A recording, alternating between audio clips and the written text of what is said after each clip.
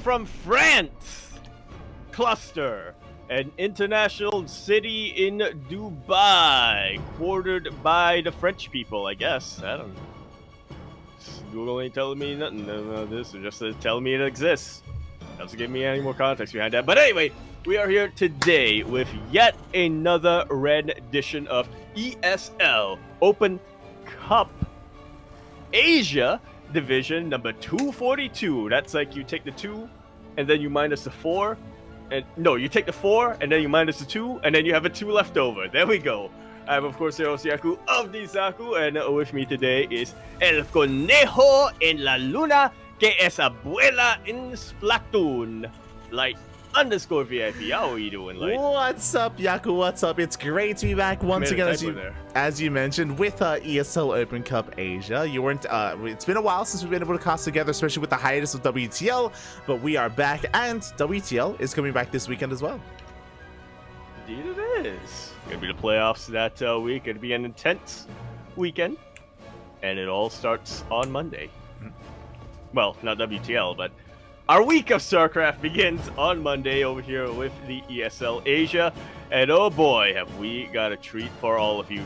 We're kicking things off with 2 fan favorites here on the CranKy Ducklings channel. A little bit of a TVZ, kicking it off on Oceanborn, where we're here in the bottom right-hand corner of the map, spawning all the way in the bottom right. We, of course, have our red Terran player coming down from the land of Japan, representing both Japan as well as Korea, as well as his team Hyper One. We have Hon Mono. And spawning in the top left-hand corner, going gas first and flooding links across the map, we have the Australian Zerg player, the green Zerg. Representing himself, it is NXZ Ryan Jones. And if you're in the chat, predictions are open. Predictions have since closed, actually, so best of luck, as again, we have Link spotting across the map. Link speed is soon to finish on the horizon, and Ryan has not made a drone in quite some time. No, he has not. This is what Ryan absolutely loves to do. I can see my list coming in there for a second, but it is what Ryan loves to do most, is just flood in links in the early game, apply pressure on his opponents, delay their build for as long as possible, and then hang back, make a handful of drones against the mid-game. Yeah, back at home, as you mentioned, Ryan is droning up. Meanwhile, the bunker has yet to finish. Lings, they try to flood in, but the boys are here to body block, and we will protect that Marine. The SCVs are going to be going down, but the bunker does finish up in time, and with that, Homono will defend. He will shut down these Lings, and Ryan is unable to break through. He will bleed out all those things in the end. Will delay some of the production, does force out an eBay, does force out a bunker, but that was 12 Lings going down, and Homono holds. Does. I mean, that was 5 SCVs going down, which is pretty nice in the early game, but Honmono, yeah, he's already getting 2 orbital commands. He's going to be able to mule his way back very, very soon. Oh yeah, is going to be able to mule on up. Behind this, he's getting into his 1-on-1, as did mention.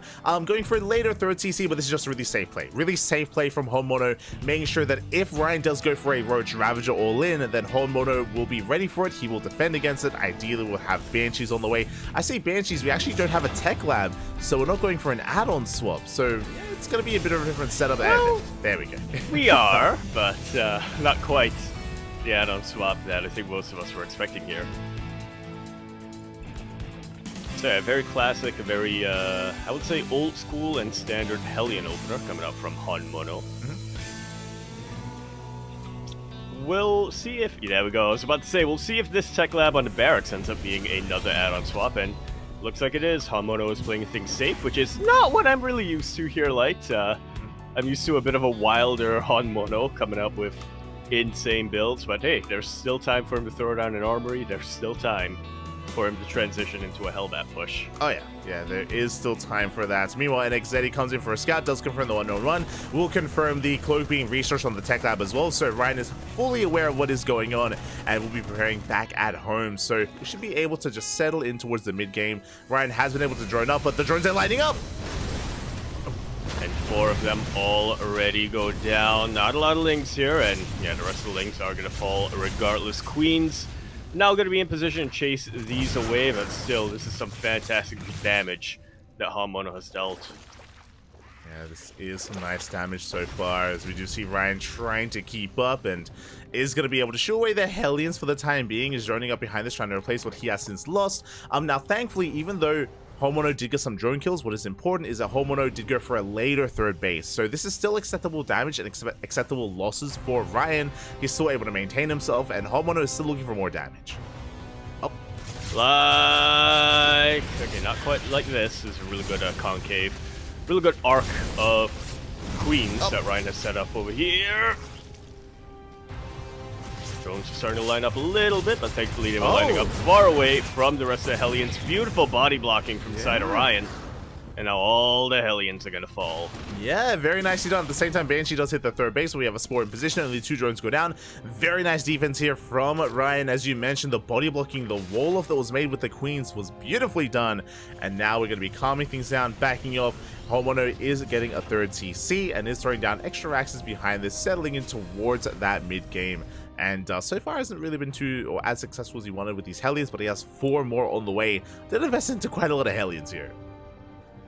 Yeah, let's have expected him to go into mech from behind this, but there we go. Those are the 4 more barracks that are on the way. You'll have to see it as well, the good old 1-1-1 into 5-1-1. Oh yeah, we have the 5 rack You setup skip here. the 3-1-1, yeah. we do just skip it entirely. This could be the beginning with the A-racks as well from Homono. Bear that in mind, as Banshees, they do slip into the main. Queens are attempting to keep up, and so far, NXZ is able to maintain himself, is able to minimize losses for a little bit longer here, and is actually getting into roach play. Yeah, we've seen this quite a lot in recent months, recent weeks.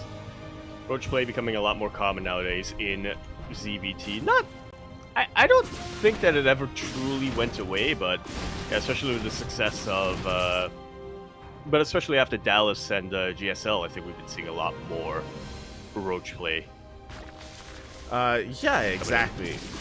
For a while now, we've had a lot of roach play. We've had a lot of Ling roach based play here from Zurich players, and Ryan is going to embrace that as well. So far, the Banshees are going to try and slow down the expansion, try and slow down the 4th, but alas, we are going to be able to keep up with the rotations and force back those Banshees, at least for the time being.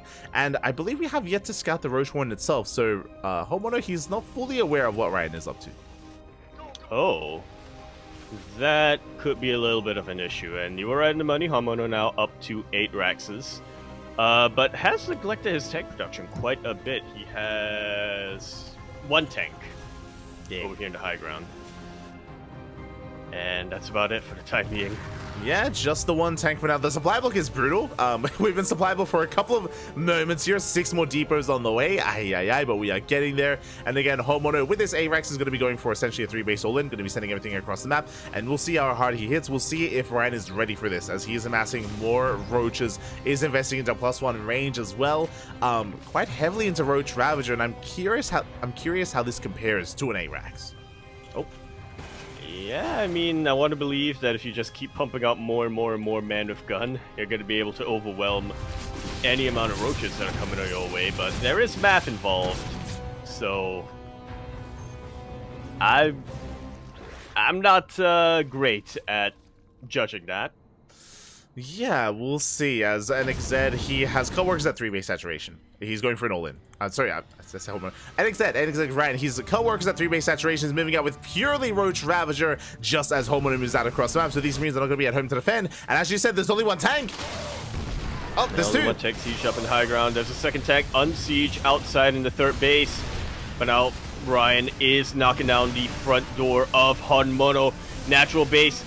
Pretty much every single SCV in the natural base is starting to fall. Brian has been able to break into the main, but his roaches have been taking a lot of tank shots. You say that. Tanks taken out, the tank count gets reset.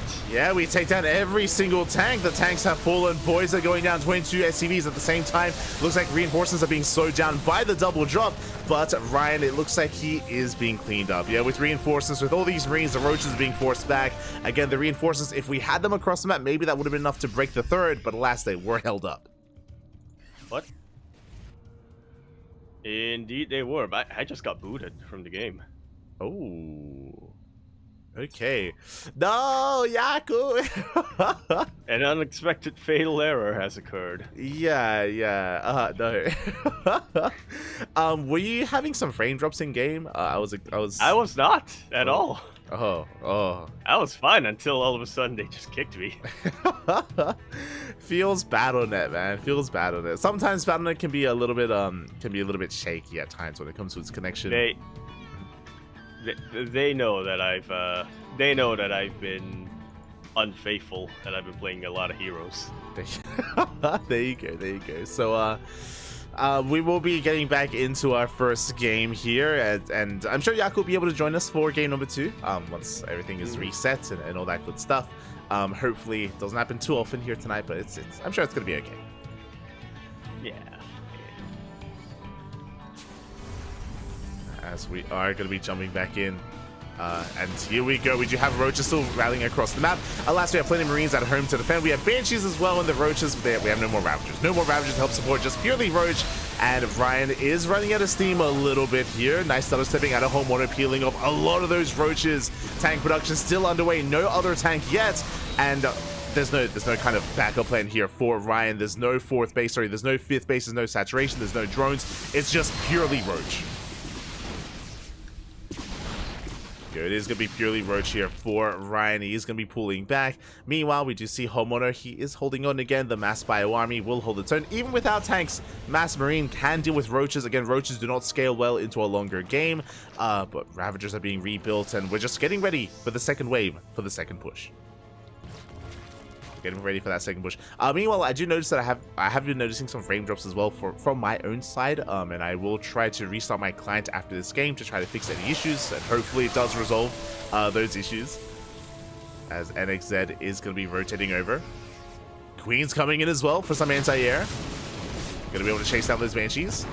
Tunneling Claw Roaches coming in from the right-hand side, but there is a turret. The Roaches are spotted. Factory's under fire. We do deny any kind of additional tank production. We have tanks at the natural, but we're going in. We commit. There's a tank on the high ground. There's a tank also on the high ground as well. We have to fall back. We do deny mining here at the third base. CC forced to be lifted. Likewise, fourth base for Homeowner, not really saturated, not really mining. And Ryan, he is getting damage done. He is containing his opponents to do bases. Now we drone! Ryan, now he's droning up. Now he's setting up here on 4 bases. Homeowner going for a Doom Drop across the map. Ryan is unaware. Uh-oh. There's not much at home to defend. Ryan is not ready for this. It rocks up at the base once again, but here comes that Doom Drop. And Ryan, he has to evacuate. Does save his drones, but I can't say the same for the base itself. Hatchery is going to go down.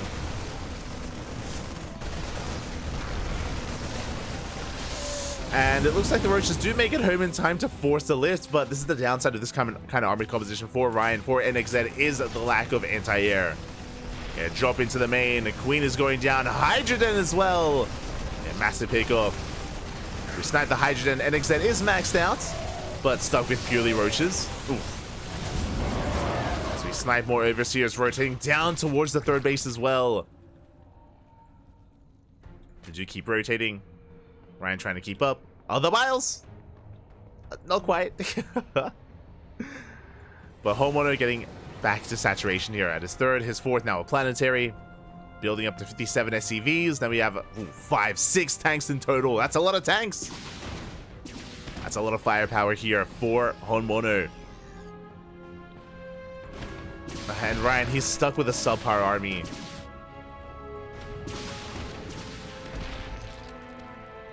Yeah, he's stuck with Roaches. Rebuilt the Hydrogen, getting into Hydra upgrades, working towards a Hive. Ryan is still maxed out, but again, the soup does lie. It's one of those things where Ryan he has 200 supply of an inefficient army, and it's difficult to really make this work. It is difficult.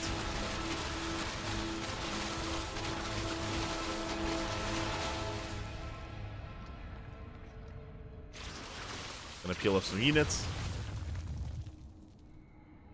Do you see Homeowner once again going for a drop play? We have a double drop on the right. We have a Doom Drop here on the left. Hydras are keeping up. Oh, we denied the initial drop. But the hatchery is now under fire. And we're gonna drop in the hydrogen once again. No. Oh my god, we deny Hydra speed. Their speed is denied. Hatchery goes down. And we're going for another hatchery. Another snipe. Homeowner gets the fourth and gets the natural. Going for the fifth. Now the new fourth base. And Ryan just cannot keep up.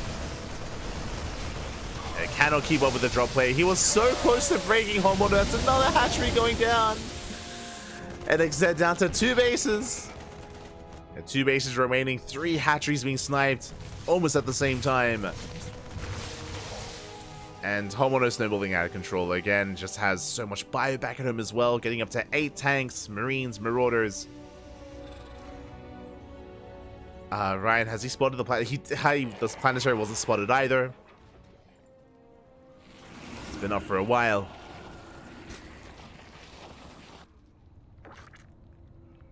And we'll see if Ryan can break that planetary. He needs to trade. Ryan has a bank, but again, is stuck on Roach Hydra. Oh, it's not going to be pretty. As they're picking up a lot of roaches. We have a decent CranKy, but the tank volleys are brutal. Now the Vipers will help. We have how many? We have 2 Vipers. 2 Vipers, 4 NXZ. 4 Ryan. Ryan rotating over. Trying to keep up with the main army. Once again, another drop on the right-hand side. 4 Medevacs full of Marines. Ryan is getting ready. Getting into 3-3. Can we catch the medevac? Oh, almost. Casi though. We almost catch the medevacs. But now what's terrifying is Homeowner's maxed. Homeowner's maxed out with a terrifying army. An insane force of units. And NXZ, he's going to have to try to slow this down, slowly trade out his forces, and rebuild and remax to have a chance at fighting this many tanks. That's going to be 10 tanks for Honmono. Oh my god. This is an army that can aim you. We don't even need to siege up the tanks. We don't even need them. Fifth base is going to be going down. At the same time, Ryan going for a massive counterattack. This is the best, this is the best option here. Ryan cannot fight this head on. It's not going to happen. So it goes for a big run by. We'll get into the mineral lines. We'll get some SCVs. But the Roach Warren goes down. And Hydras and Roaches, they just cannot fight this army. It's not going to happen. We're stimming on in. Homeowner may have lost the third. And we're pushing into the natural. But Homeowner is not done. He's also taking down the Lurker Den. No Lunkers. That would have been the answer. Lurkers would have helped so much. Homeowner, he's stimming on forward. Breaking into the third base, pushing into the main.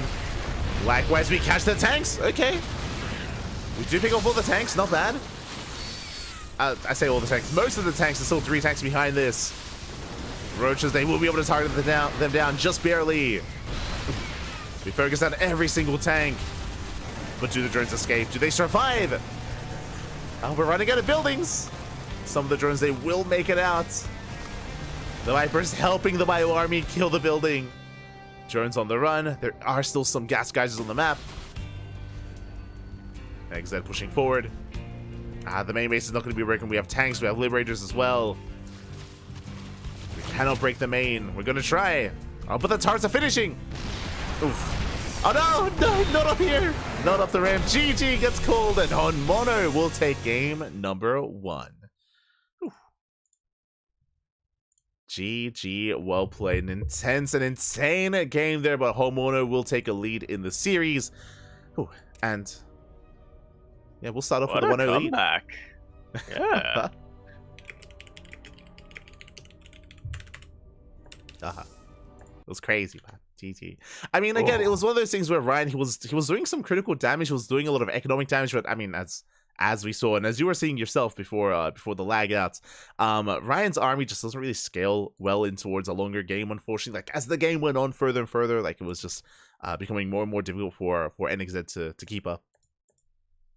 Yeah, it looked like it. Also had a well, I'm trying trying to piece things together based on context clues, but yeah, I caught a little bit of the rest of the game on stream. There was some really nice drops coming in from Hanmono as well, with multi-prong just trying to distract Ryan for as long as possible while he could get his own economy back up and running. Mhm.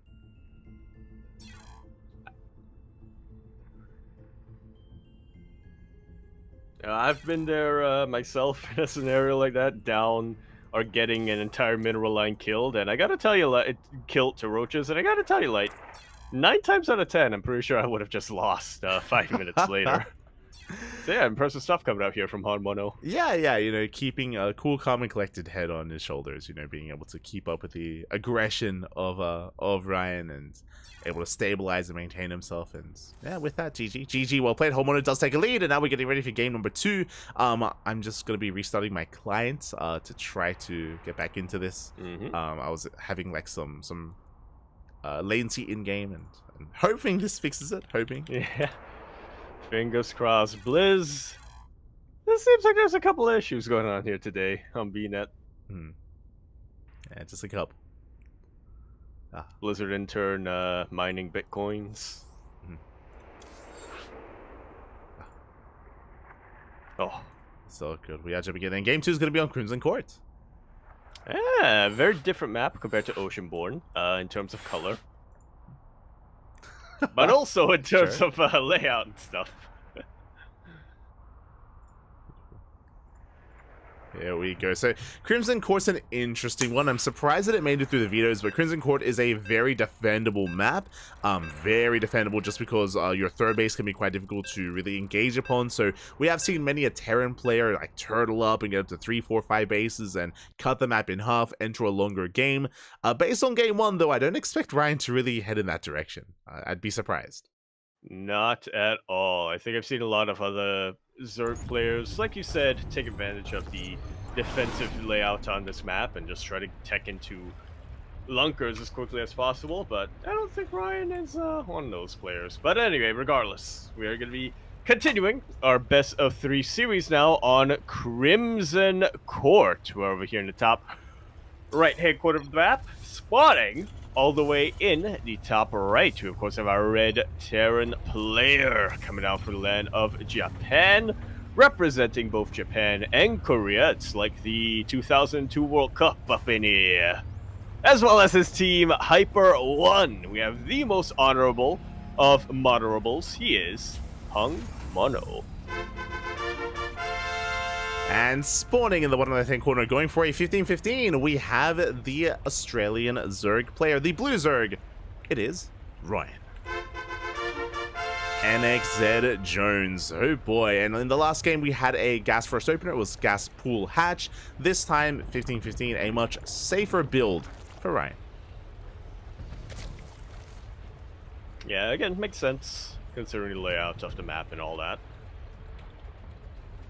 I do think that you can still get away, on Crimson Court at least, you can still get away with a bit of an earlier Ling aggression. I mean, it's going to take a while before the Terran player can get all those tanks up and get even Hellions out, but considering NXZ already did it once in game number 1, and Hanmono was able to react pretty quickly against it, throwing out a bunker and an eBay and all that, didn't take as much damage as he could have. And once again, it just makes sense for Ryan to do something a little bit more normal. Yeah, it also feels like, especially when you go for a 15-15, that Ryan was expecting a 2-Rack Reaper build, 2-Rack Reaper out of Hanmono, which we have seen from him in the past. So yeah, Ryan just trying to preemptively be ready for something like that as he is settling in and getting into his Queen production, droning up as well, and we'll see what direction Ryan does take us in. The other thing that could be a factor is if Ryan takes the center base, but this is so difficult to hold onto in this matchup. If we do try to go for it, then the Gas Geyser can come into play, and we could work towards another Roach-based all-in. Yeah. It's a weird little tug of war that you have, an arms race, if you will, here on Crimson Court.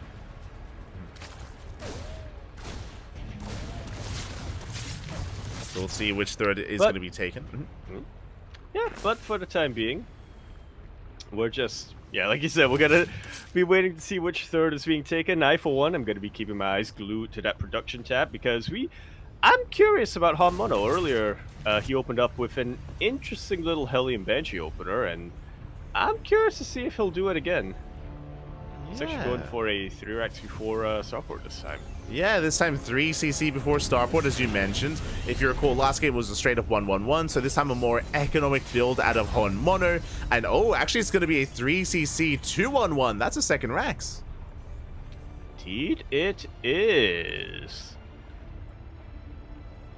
Okay, so Hamono this time going to be taking a bit more of the initiative. Still opening up with a couple of safety Hellions, obviously, especially when you're up against a player like Ryan. You want to make sure you don't get caught with your pants down in front of a whole pack of Lings. Yeah, exactly. As the way, even going for the eBay block at the natural. Oh my god, at the third base even. So we delay the third base, but Ryan went for a very fast lair. That was an insane. That was like what, a 3-minute 20 lair timing from NXZ. Roach Warren's on the way as well, so it is going to be Roach play once again. Very committed Roach play with this fast lair. We can rush into Roach speed, and we'll see how hard NXZ does commit. And for the most part, Homono has scouted this. Didn't see the lair, but did see the Roach Warren. Yeah, he should be able to piece 2 and 2 together from here. What's coming this way? Now we have it, a much quicker add-on swap with the factory this... Wait. Yeah, much quicker add-on swap with the factory this time. So we are just going to get into those medevacs. We are just going to be getting into those drops to try to clear up creep.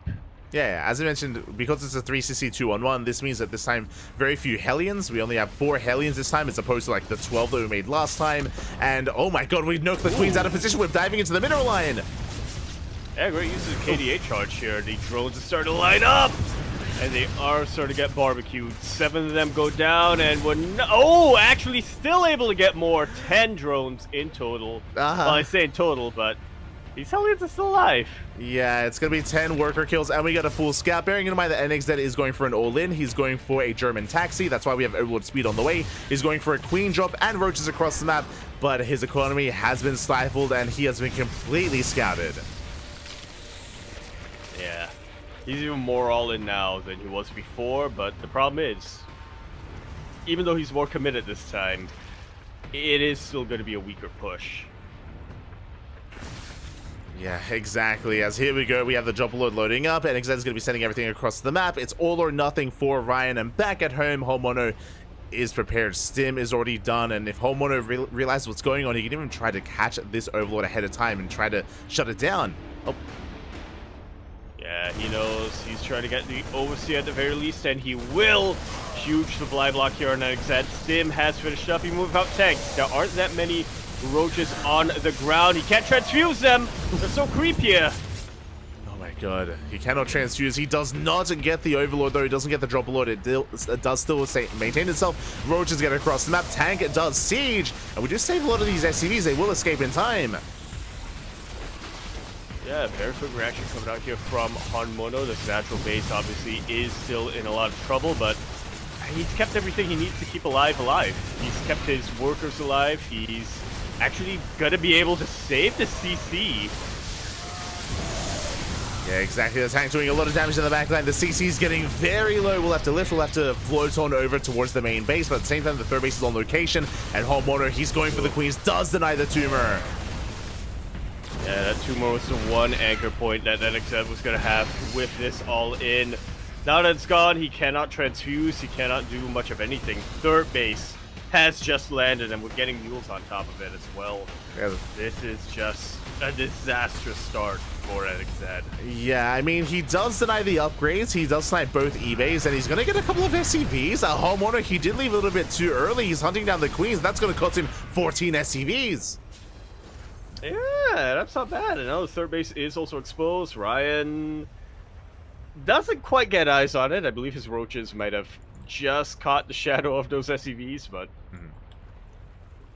yeah, not quite Ryan himself. Yeah, so NXZ does race back home. He's getting his third base saturated. Now he's droning. So now NXZ is droning up. He did not do enough to kill Honmono, and Honmono actually has a pretty solid economy. We're on 42 workers plus mules, so we have a comparable economy to that of Ryan, to NXZ, and we can see that NXZ is working towards infestation bit. I imagine that should be for infestors.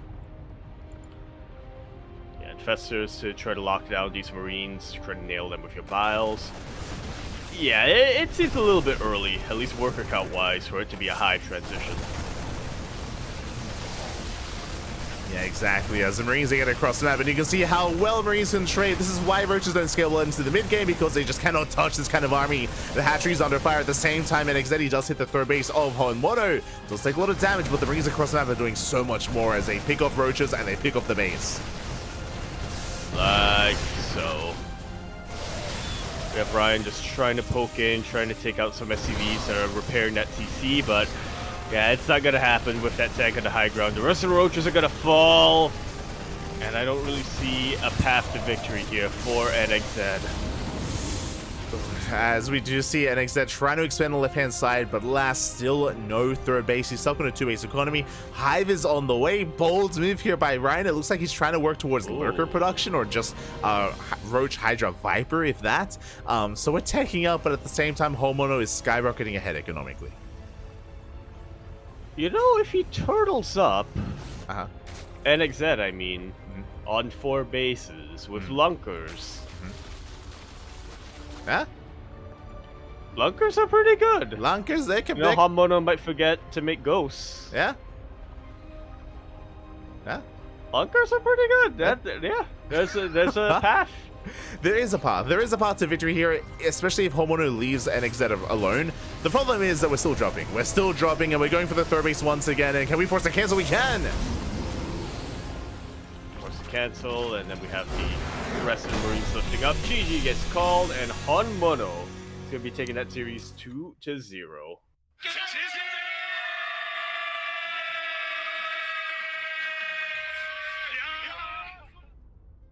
Nicely done. Ooh, GG, well played. Honmono will take the series again. Game 1 was really close. Game 1 was like Ryan was so close to breaking Honmono then and there. Here in game number 2, it was just an unfortunate, cascading turn of events there where things were going from bad to worse. If you remember at the start of the game, Honmono, he went for the Hellion dive. He roasted up a lot of drones. He scattered everything he needed to. That's why Honmono was so prepared for the all-in. Not just prepared for it, but delayed it heavily as well. Yeah, indeed he did, and from that point on, the game was really Honmono's.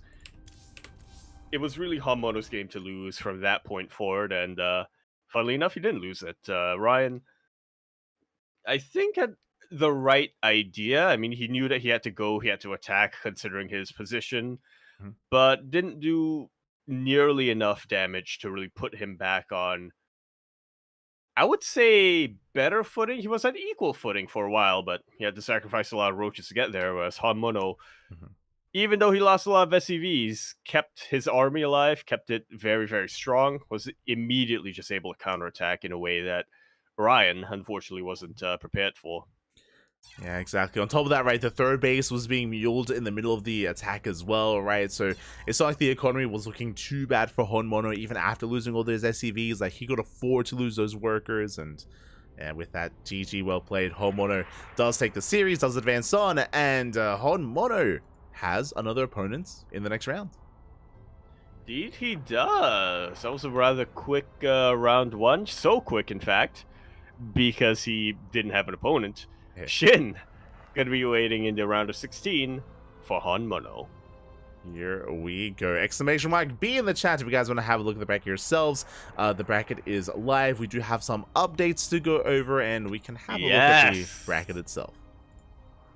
Indeed we do. So of course the first update here is Trap taking out 4-2-0. Will now be facing Gumiho, which isn't too much of a surprise, but what is a surprise, from me anyway, Light, Lancer taking out Firefly 2-1. They're gonna be waiting in the quarterfinals for either Gumiho or Trap. Ooh. Okay, Gumiho and Trap a mid-series. As you mentioned, Lancer taking down Firefly is massive. I mean, I would favor Firefly in that series, and it did go all the way to the ace match, but a big shout out to Lancer for taking that in the end. So yeah, it's a big win for Lancer, making it to the quarterfinals already. Power.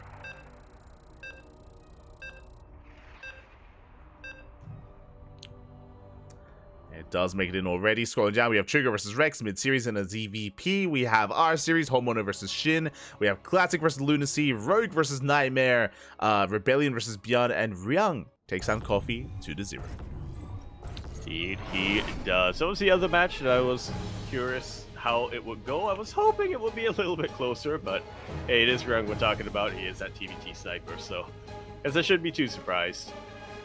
But yeah, he's going to be waiting there. But till then, we have our series in front of us here on Oceanborn, where over here in the bottom right-hand corner of the map, spawning all the way in the bottom right, we of course have our red Terran player coming out from the land of Japan, representing Japan as well as Korea, as well as his team, Hyper One. We have Honmono. And spawning in the top left-hand corner, we have the South Korean Zerg player, the Blue Zerg, representing Gaimin Gladiators. It is Shin.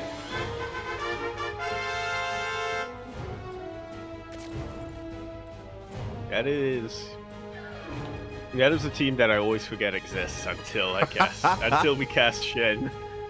Is he the only player in SC2, I think? In StarCraft, yeah, he is. Yeah. I think they're mostly focused on Valorant, question mark? Valorant or Dota, from what I remember. Yeah, one of the other esports. But shout out to Gaimin Gladiators, of course. I mean, there's a lot of, I guess, newer teams in the scene, and, you know, we'll see if they maybe decide to pick up some more players in the near future. It would be exciting to see them potentially in the future season of WTL. There are rumors and murmurings that there will be another season of World Team League after the one that's about to wrap up, and that might incentivize some teams to, you know, bolster their rosters and get things going as well. So, exciting times ahead. Yeah.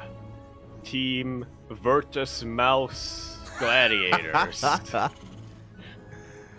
Or like what about like the Gaimin Falcons? You know, the Gladiator Falcons or something?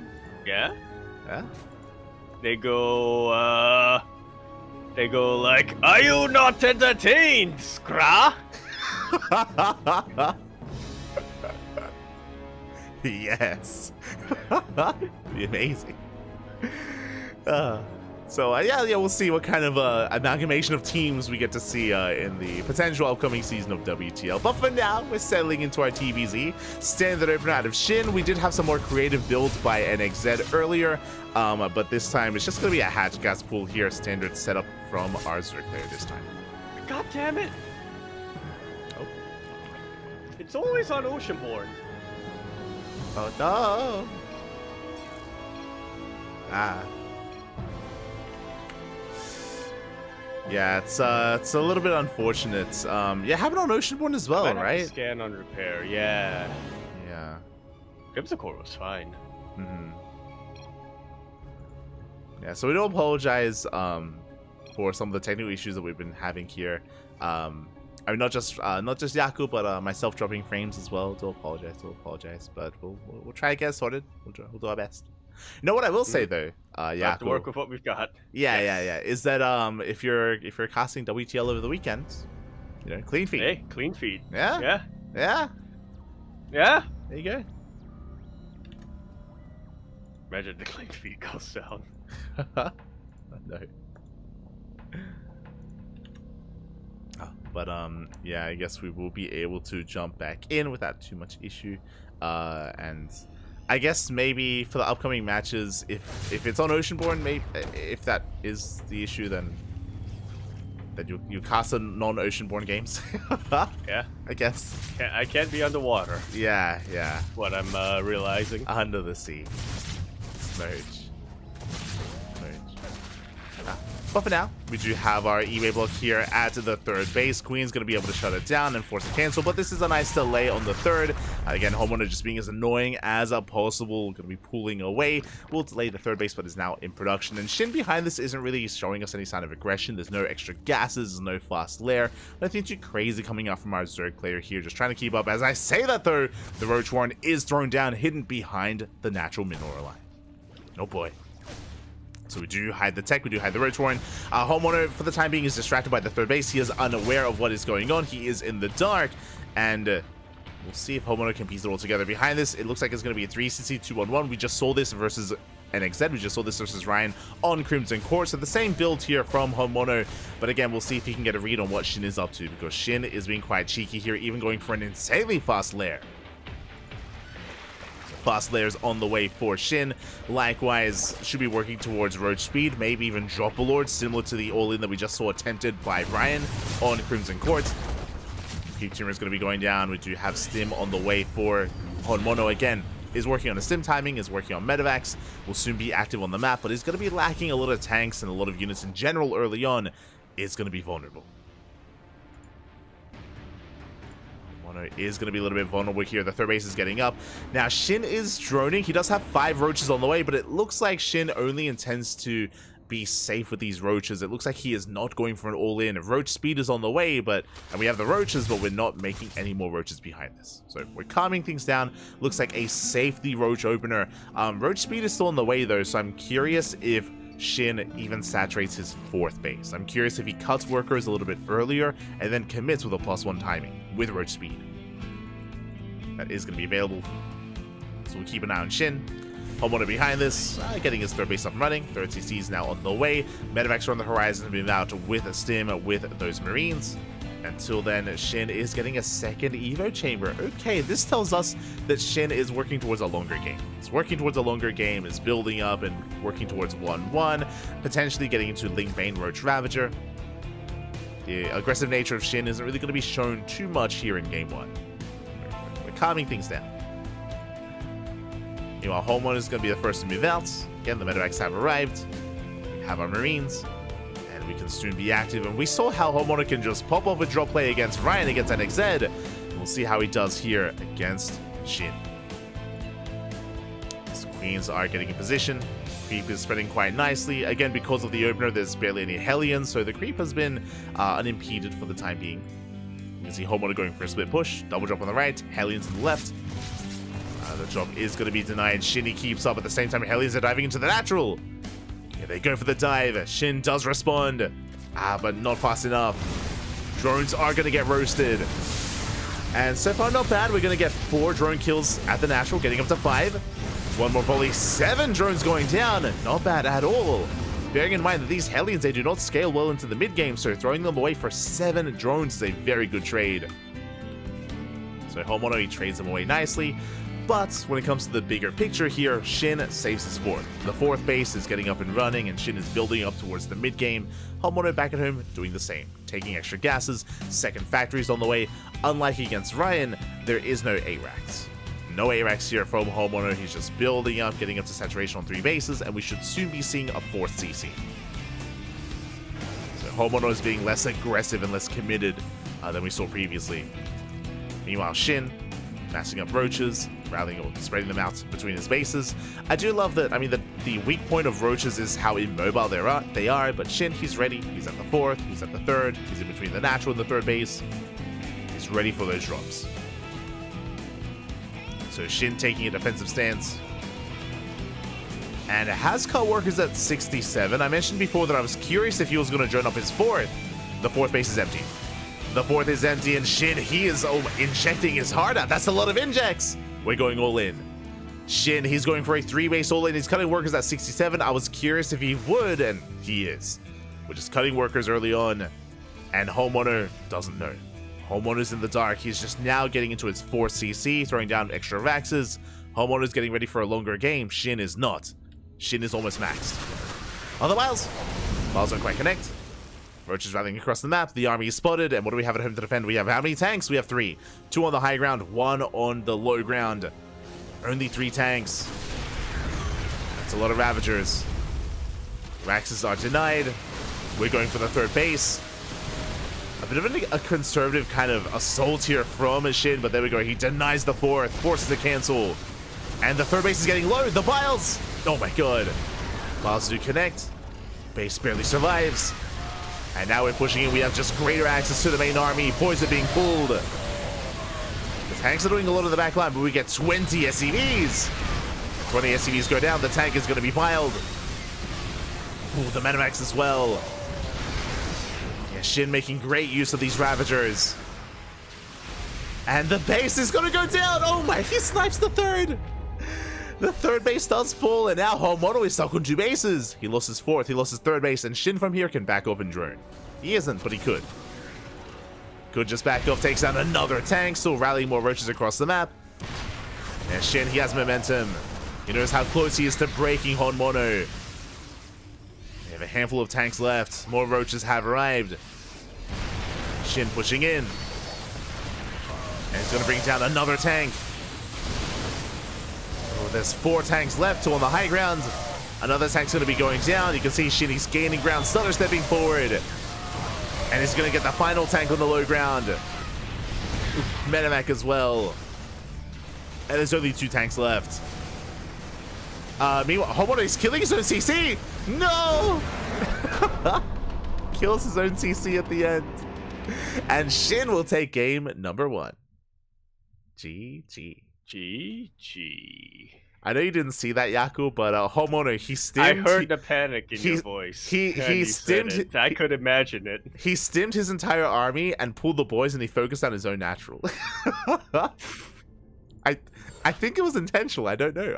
I'll be honest, because it. You know what? He didn't just attack it once. He stayed on it and he just killed it from full HP. Yeah. Until further notice, I'm gonna assume it was intentional. It was like a power move. It's like he sees Shin's army. He just kills himself. Exactly. You think you're gonna kill me? Nah, bruh. I'm gonna kill myself. What are you gonna do about it? What are you gonna do? Shin's like, oh god, what are you doing? He's like, well, now I don't want to kill you. You're gonna kill yourself. Here we go. We're now getting into our next game. We're getting into game number 2, not on Oceanborn. Yes, a map that's a little more dry, so hopefully that doesn't short circuit my client? Question mark. I scanned and repaired, so hopefully that fixed things. Here we are on Golden Aura. We're in the top left-hand corner of the map, starting all the way in the top left. We have our red Terran player coming down from the land of Japan, representing Japan, as well as Korea, as well as his team Hyper 1. He is, of course, our red Terran player, our most honorable, Honmono. And spawning in the bottom right-hand corner, we have the South Korean Zerg player going for a pool first. The blue Zerg representing Gaiman Gladiators. It is Shin.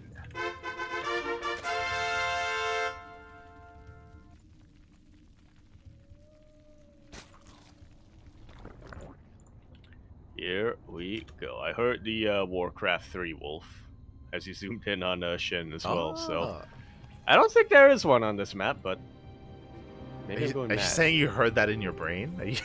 I might.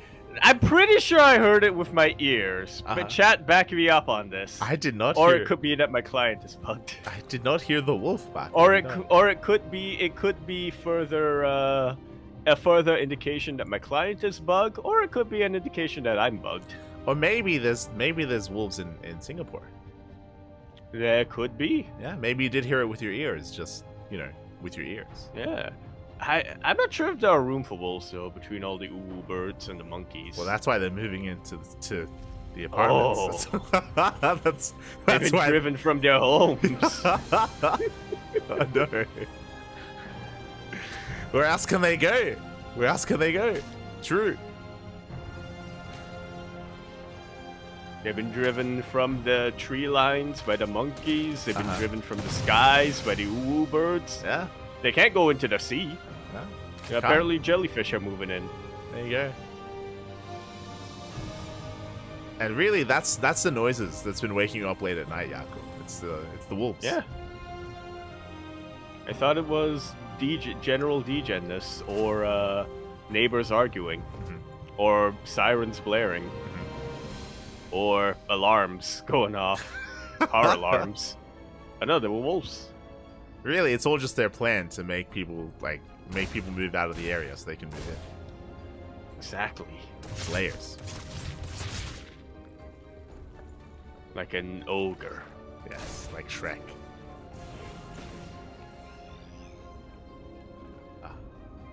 That's for now. So I didn't quite get to, So I didn't quite get to see what went down in game number 1, but from what I can remember, Honmono did go for a very standard 1-1-1. This time, it's a 2-1-1.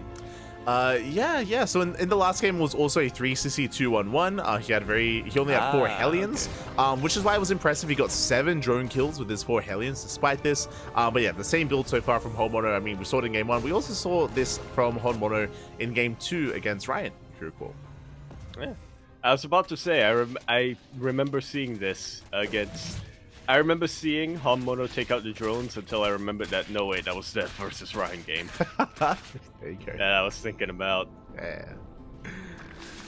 So Shin is going to be settling in. As a reminder, it was a pool first open out of Shin, so just a safe opener overall. Just going to be droning up, getting to his third base. Hellions are poking in, and Shin, for the timing, is holding his own.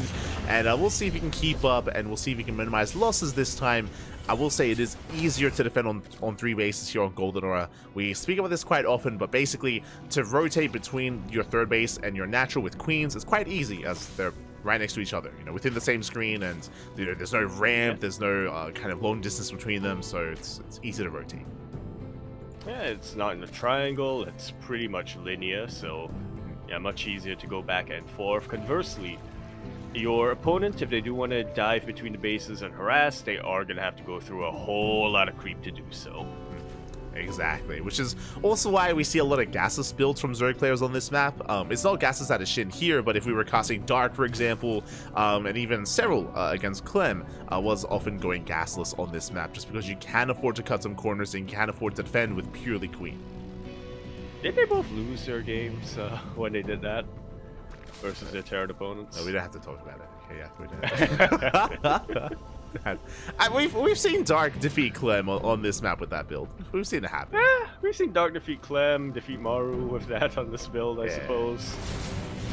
He likes his versions. We've seen Cyril defeat Cure and Maru as well, using going gasless on this map. Yeah, as the Hellions are being caught out. Nicely done here by Shin. Likewise, he somehow gets in with the Ling. He gets a full scout, confirms the 2-on-1 setup in the main base as well. So Shin is fully aware of what's going on and even gets an SCV. Gonna get 2? No, gonna get just 1. A little awkward to see those Hellions idle there for a little while, but they did get back on it, and now the armory has finished up, so it looks like it is going to be... Did he do this on Oceanborn, a Hellbat Marine push? He did not go for the armory last time. Okay, so... Okay. Yeah, this is going to be an interesting setup here by Honmono. Unfortunately, Honmono did already lose some Hellions. He lost 2 Hellions earlier to the Lynx around, so this is going to be a little bit weaker. It's also possible that because the Hellions died, we might actually just not commit with the Hellbats. Yeah, so it's a little bit odd, but... Okay, defensive Hellbats, not the worst idea that I've heard of. Going to be really useful against Ling run bys, which is something that Shin has been known for. Yeah, definitely. So we are going to be able to clear... we're going to try to clear up some creep, but Shin, he's all over this. Does respread. Behind this, Shin is on 3-base saturation. 1-1 upgrades. It's going to be embracing Ling Bane. We saw Roach play out of Shin in game 1, but this time it's going to be Ling Bane. We're going to be skipping out on the Roaches this time from our Zerg player. Yeah, gonna go straight into, I imagine, Ultras, based on that Infestation Pit and that +1 melee on the way.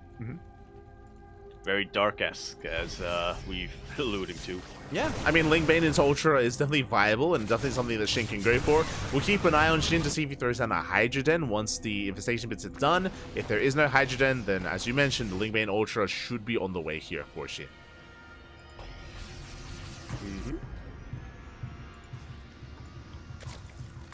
As for the time being, the name of the game right now for Shin is to just buy time. He is more than happy to not push out across the map. He's got a lot of Lings and a lot of Banes, but that's mostly just a reaction to these drops that Honmono's been thrown his way. Shin is well aware that if he can just defend, spread his creep, saturate his bases, get to those I say Ultras, he's also getting a Hydroden just in case he needs to switch into Lurkers. Yeah, as we mentioned, this is what we were waiting for. If we didn't throw down any tech while the Hive was in production, then it should be Ultra, but we see the Hydroden, which tells us that most likely it's going to be Ling Bane Hydra into Lunker instead. So, yeah, Shin, he did have options available to him, and the Hydras will definitely help out when it comes to anti-air. Yeah, that's a pretty good point that you mentioned now. It's nothing more annoying to a Zerg player than just a Terran player who's able to bounce between bases with these medevacs. Yeah. I would know. I've been told many times after doing that against third players. No. So we'll see if we can keep up. Meanwhile, speaking of drop play, we have a bit of a bailing drop being sent towards the third base of Honmono, so a cheeky move here out of Shin. Meanwhile, the main armies are dancing with each other. Shin just trying to keep Honmono distracted as here comes the drop! Up! Quick reaction from Honmono, but we'll see if that's actually going to be enough to save him. He loses 5 SCVs, but at this phase of the game, it is quite negligible. Somewhat negligible. Yeah, not too bad defense here from Honmono. Only losing 5 SCVs, as you mentioned, very nice defense. Meanwhile, he's still pushing forward, still maintaining his main army, but Shin is about to max out. He's maxing out with Ling Bane and Hydra. Here we go. Yeah, only gonna have 1 Viper on the way, and obviously we'll need a little bit of time to suck up some energy, but I'm not sure if this is necessarily the most effective unit composition that Shin has right now, but I think just from sheer quantity, he should be able to at least chase this pushback. Oh yeah, and with those blinding clouds, I mean, he can completely shut this down. It all comes down to, of course, the Viper usage. Meanwhile, Bailings, they crash in once again. This time 10 SVs go down. Honmono was not able to react in time. So finally, we do get some economic damage. Meanwhile, Shin is still buying time. The Vipers are still gathering energy. Yeah, while that 4th base is under fire, the tanks aren't quite in range, so yeah, Honmono's not really able to shell away at it like you typically want to as a Terran player. Shin looks like he's setting up a bit of surround. Yeah, he is setting up, actually going for a run by. Okay, Bailing's going to be knocking down the front door, then Lynx can flood in at the same time. The 4th base is getting a little bit low, but Honmono hasn't really been able to gain too much ground. Yeah, meanwhile, Shin will be able to bust on through. The Banelings are lining up! The SCVs were lining up, but there aren't actually any Banelings left. Tanks are gonna fall, and this is a lot of production that's all of a sudden in a lot of trouble. Yeah, exactly. Meanwhile, the 4th base is going to go down. That's a lot of Marines. Oh my god, as Honmono is steaming on forward. And if we don't have enough Banelings at Honmono, he might just end the game. Yeah, if we don't have enough Banelings, we don't have enough Lings just to act as a bit of a buffer. Oh my god. Huge blinding cloud's going to be thrown down on just about every single Marine, and that's all she wrote. GG is called. Shin going to be taking that series 2-0.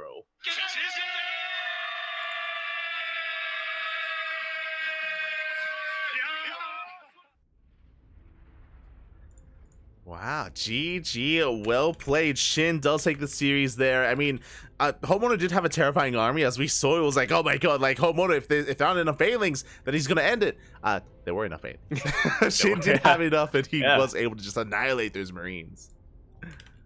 Pretty much. I mean, it wasn't just the Banelings over there. I mean, obviously that was a choke point, so it was going to be tricky regardless for Honmono to get out of, but if he could have split, if he could have been able to, just split up his forces and allow his tanks to shell away at the Banelings. Again, a lot easier said than done. I do understand that, but it was still possible for him to keep the push going, if not for that Viper right at the end there, acting as the absolute MVP, surrounding every single unit, whether it was tanks, whether it was Marines, even medevacs, even though medevacs aren't really affected by Blinding Cloud. Everything got covered by Blinding Clouds. Everything fell to the Banelings as a result of that. Yeah, exactly. That was an insane counterattack as well to kind of force Honmono to pull the trigger as well, to push deeper and deeper onto creep, and with that, GG. GG, well played. Shin will advance on, and Shin has his next opponent ready for him. Looks like the bracket wasn't quite updated, but we'll try to get on top of that, as it sounds like Rex did take down Trigger. Rex took down Trigger? Yeah, crazy. Very nicely done. Very nicely done here from Rex. Trigger obviously has for a very long time, I would say probably the past 2 years at the very least, has solidified himself as top 5 and more often than not top 3 in the Americas region. And obviously when he went to Korea as well, he was the only non-degen in Korea. True. I believe he still is the only non-degen in Korea. Oh, that's not true. Well, that's not true. Dark said that now, so I think he's forced to not be a degen anymore. But yeah, Trigger was improving rapidly during his time here. He I mean, we saw a lot of very impressive results, a very high rate of improvement come out from him. And so for Rex to come in here, Rex, who has stated multiple times in the past that, hey, I want to focus mostly on content creation and casting. I'm still going to play, I'm still going to practice, but that's not what I want to focus most of my effort on right now. For him to come in and take down Trigger, that is a really good sign for him to come. Oh yeah, yeah. Is quite impressive here for Rex, and my condolences to Trigger. I know Trigger, he's a little bit lonely. You know, he's still in Korea, and we were being told that that's Estrella and Future and Clem, they've since left Korea. So Trigger, he's on his own there. He's on his own. Aww, Goblin has left. Yeah, Smooch. He's on a Goblin. He's on a wild ride apparently, or an adventure now. Is what the All Things Protoss Discord is telling me. So best of luck to Trigger. It is remaining during his remaining days in Korea. I'm not too sure when he's coming back, but for now he's still in Korea for at least a little bit longer. And I hope he does enjoy himself over there. As we are having a look at the bracket, we have some updates coming in. Still no updates on Gumiho versus Trap, but as we did mention, Shin versus Rex is coming up next. Indeed it is. We do have a couple of other updates. Rogue did take out Nightmare 2-1. Went all the way to the ace match, and honestly, from the past couple of weeks of ESL Open Cup, seeing Rogue and Nightmare go at each other in these best of fives, that's not that surprising of a result to me. Going all the way to the ace match like that. Oh yeah. Yeah, it's been impressive to see Nightmare grow as a player. Likewise, Rogue as well has been looking good, but again, for Nightmare to bring Rogue to the ace, it's very impressive. Classic versus Rogue is now ongoing, and I believe that's being covered by Wardy. Really good ZVP. Scrolling down, we have Ryung versus Byeon occurring with a TVT as Ryung takes down Coffee, Byeon takes down Rebellion. We have a Terran confirmed for the semifinals, and yeah, that lower half of the bracket is looking spicy when it comes to Classic, Rogue, Ryung, and Byeon. It's going to be a wild ride to see which one of those four players can make it to the grand finals. We'll be focusing, though, on the upper half of the bracket.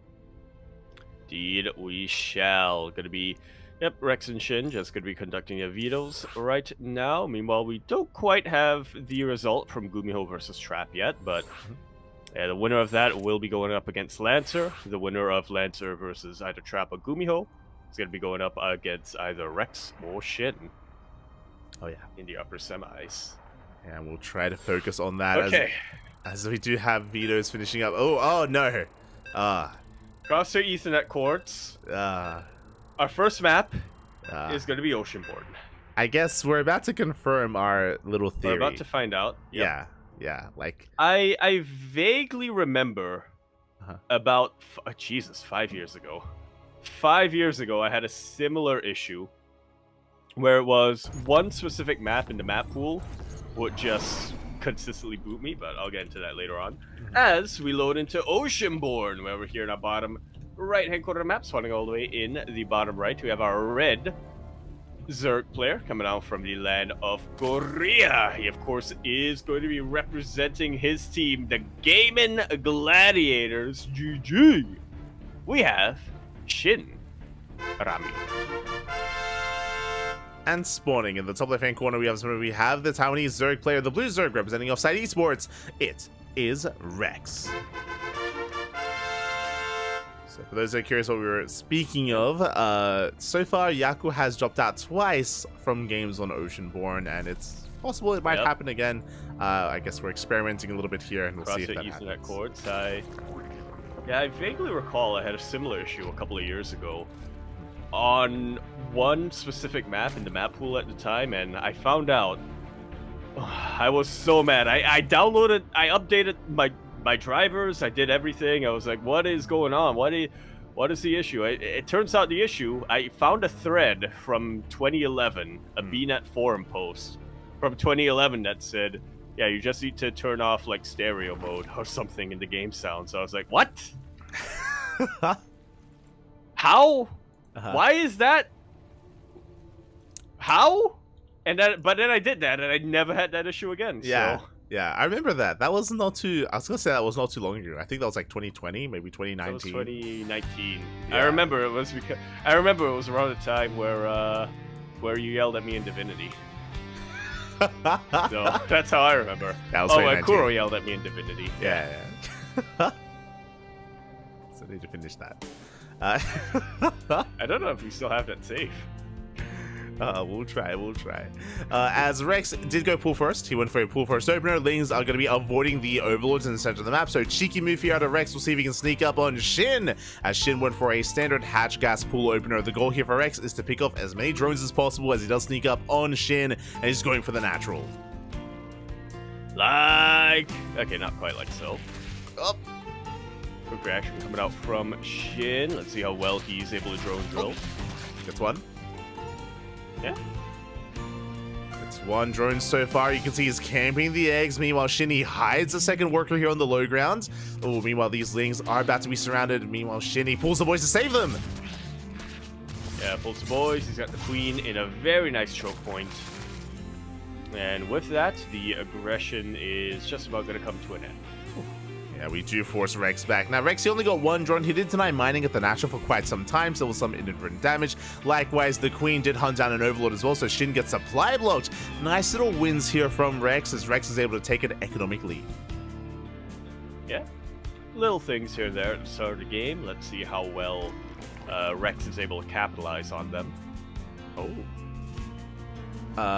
Do you see what I see? That is no gas and a very early Evo chamber. Or no research, I should say. No link speed. No research on that. No. Yeah, no link speed. Not gas. There was gas for the Evo chamber. Look. You got there. You got there. I got there. Look. I looked at the spawning pool. It wasn't shimmering. It was green. I was like, yes. What else is green? Gas. It's fine. So no link speed, that tells us Shin is going to base. As we can see here, the Evo chamber has been thrown down. Roach Warren, Lair is on the way. Shin is playing 2-base Roach. Interesting choice here. Rex, on the other hand, he is getting his Roach Warren, but he's also investing a little bit more into his links. They're actually getting 14 of them right now with link speed, so there is a window of opportunity here for Rex to come in and attack Shin before he can really get his Roach count up and running. See how well Shin is able to defend with these queens. So basically, Rex is going for the solo build. He's going for an all-in. +1 carry base is for a Ling Roach all-in. Lings are flooding across the map. Roach is going to be on the horizon behind this. Rex is taking a third base, but for now, he's not making any more drones, and Rex is committed. Meanwhile, Shin is crazy. He's going into a Spire. He's trying to go 2-base Muta. I'm into this. I like this. Well, we thought it was Roach. Yeah, I mean, the scary thing for Shin is that he's going 2-base Muta, but Rex is all-inning, so this is going to be a tough hold here for Shin. Rex, for now, he backs off with the Lings. Rex is making a wave of drones. Interesting. Lair is on the way. I assumed it was going to be an all-in here, but no, Rex, he's taking up. Yeah, okay. No, he understands, I think, that he won't quite be able to break Shin in this position. That's a very good choke point, and he respects Shin enough. He knows that, or he's expecting that if he is able to take out the queen or take out the Roach Warren, Shin is going to be quick enough to rebuild the wall. So yeah, he's just going to keep Shin contained here on these 2 bases and try to drone up himself. The Spire is just about finished, however. Yeah. And now this might be the time where Rex wished he committed to the all-in. Exactly. Rex, it feels like he misses timing. It does feel like he misses timing here as the Overseer comes in for a scout. Mutas are on the way. Rex is now amassing Roaches and is working towards +1 range and Roach speed. But by the time this really kicks in, the Mutas are going to be out and we're going to have map control as Shin, he is now expanding, taking his own third base, droning on up, forcing back those Lings, and the Mutas have arrived. They are making their way across the map. Not too many of them, but enough to start one-shotting these drones and kind of bounce around the different bases. Oh, but we have a move. They are getting caught a little bit by these overlords, and that does give Rex a lot more time to position his queens, maybe get a couple of spore crawlers. Yeah, spores are now on the way. Queens are amassing as well. The mutas are going to be deflected for the time being, but we have already dealt some damage. We're catching overlords. We're denying some mining time here at the third base, and what's important is that Shin is not making more mutas. He only made mutas for map control just to harass, just to force back the overlords, and Shin has been massing up roaches. This is why I love casting Shin, man. He is just big brain to the max. He's always 10 steps ahead of his opponents, especially his Zerg opponents, when it comes to just trying to mind game them. Yeah, he only made 4 mutas. Only 4. That's not even enough to one-shot drones, by the way. Like, that's just barely not enough. Is it not? No, it's a 5. Huh. 5. Wow, it's enough to one-shot probes, I'm pretty sure. Yeah, there you go, there you go. But or maybe not. Probes have the same health. Yeah, and with that, I mean, the mutas are going to be able to force back the Overlords and force back the Lings at least, and Shin, he's... yeah, embracing Roach play. Meanwhile, he's forcing out Hydras. He is forcing out Hydras, which do not do well at all against Roaches and Ravagers. This... ah, man. The brain on this man is just... it's delectable, it's spicy, it's savory. Like a nice hot bowl of Shin Ramyun. Ah. I now want some Shin Ramyun. As Lings, they attempt to go for some run buys, but the Roaches do shut them down. Shin is on 3 base saturation, 68 workers. He shouldn't be droning anymore from here. Like, we have the ideal drone count for ZVZ. We're massing up. We're about to max out on Roach Ravager. Meanwhile, Rex is incorporating some Hydras. Yeah, he needs one more drone. That's more ideal. True. He's not nice yet. Yeah. He's hard. It's the last thing you want to be. God. Yeah, players are pretty soon to max out. Shin a little bit quicker than Rex, but I do have to favor Shin's army a lot more. Yeah, it's not just or that. His army composition a lot more. And the upgrade, right? +2 is going to finish up in a couple of seconds, so there's going to be a big upgrade advantage for Shin. He is pushing forward. Rex is going to be stuck on 1-1, and Shin does dive in. Oh, okay, Overseer dodging all of these biles. It's still a very good concave from Rex, though. So Shin going to have to think twice before pushing into this. That's a huge arc! Yeah, that is a huge concave here. Shin cannot break this location, even with the upgrade lead, even with more Ravagers. He cannot break this position, but Shin is on 4 bases. He is up in economy. He is up on bases, and he's containing Rex on 3. Up. Like so, for the time being. Nice little bits of damage here so far from Shin. A couple of biles did land.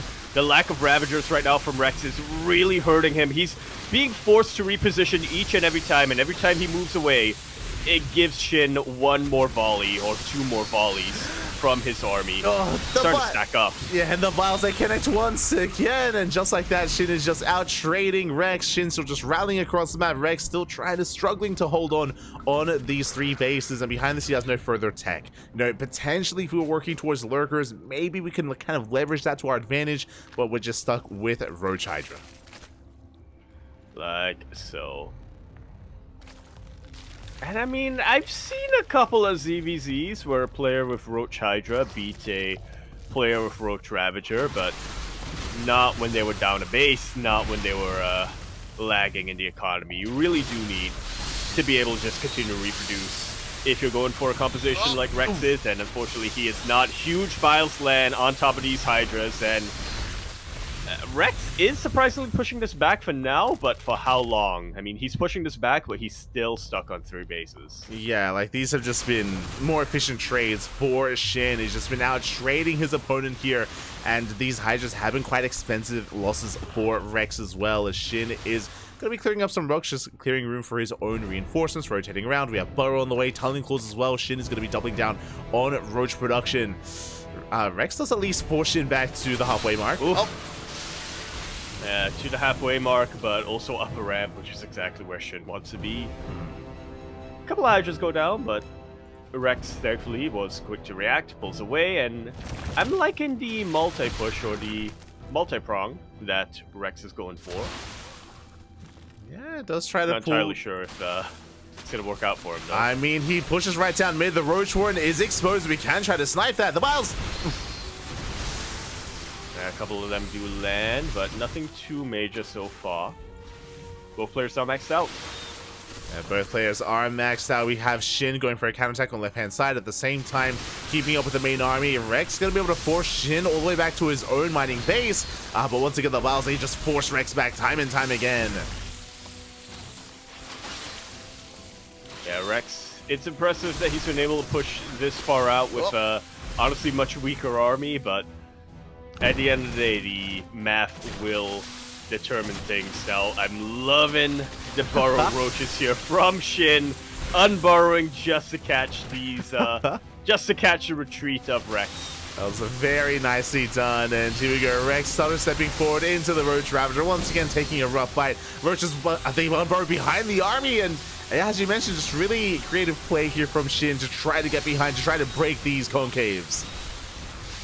Yeah, and now, I mean, the writing's on the wall. Shin, much larger army, better upgraded army, better unit composition, is going to crush this and will be continuing to push all the way into the mid. The Mutas lived! Up until the end. What? Yeah. Yeah, they get taken out by the Queens and the Hydras over here, but they lived, and yeah, we're actually pretty useful keeping these reinforcements back, buying time for the rest of Shin's army to get in position. GG is called. Shin gonna be taking game number 1 with some very, just very trademark creative Shin play, as you pointed out. GG. GG, well played, Shin. With a cheeky build initially going 2-base Roach, or in a way 2-base Muta, but again it was a bit of a fake out, only making 4 Mutas, trying to force an overreaction, which worked, right? It forced Rex to invest a little bit harder into Hydra production and Hydra upgrades. That meant that the Ravager count for Rex was a lot lower, and we saw that that did hurt him more than help him in these big Roach battles. Yeah, it was kind of odd to me seeing that. I understand that at least initially, you know, you built that Hydra Den. He built the Hydra Den as a reaction to the Mutas, and even after he realized that there were only 4 Mutas, he still built them because, you know, in the back of your mind, you're thinking, okay, I saw 4 Mutas, but I don't want to be, like, caught with my pants down or whatever. I'm just going to continue to build a number of Hydras, just in case he switches into Mutas very quickly, but after a while, I kind of feel like you have to realize, oh, there isn't going to be a Muta switch coming this way. I don't need to be continuing to build all these Hydras, and yet he still did. Yeah, it's kind of like the sunken cost fallacy, right? Where because he invested into the tech and the upgrades, more importantly as well, like Hydra speed and Hydra range, it's like, well, I mean, now I have to use them, right? Like, yeah, I already spent the money. You know? Exactly. So he was in a kind of a rough position in that respect. Yeah. It's like, oh, I bought this new food item and it's not good, but I already spent the money, so I gotta finish it. Oh, what food did you eat, Yaku? Not very good. It was very salty. Okay. But regardless, we are here. It was Italian. We are here on Crimson Court. Going to be continuing our ZVZ quarterfinals here on Crimson Court, where we're here in the top right-hand corner map, starting all the way in the top right. We, of course, have our red Zerg player coming down from the land of Korea. He is, of course, going to be representing his team, the Gaming Gladiators. We have one of the more creative players, the virtuoso himself, Shin. And spawning in the bottom left-hand corner, we have the blue Zerg player representing Offside Esports, land of Taiwan. It is Rex.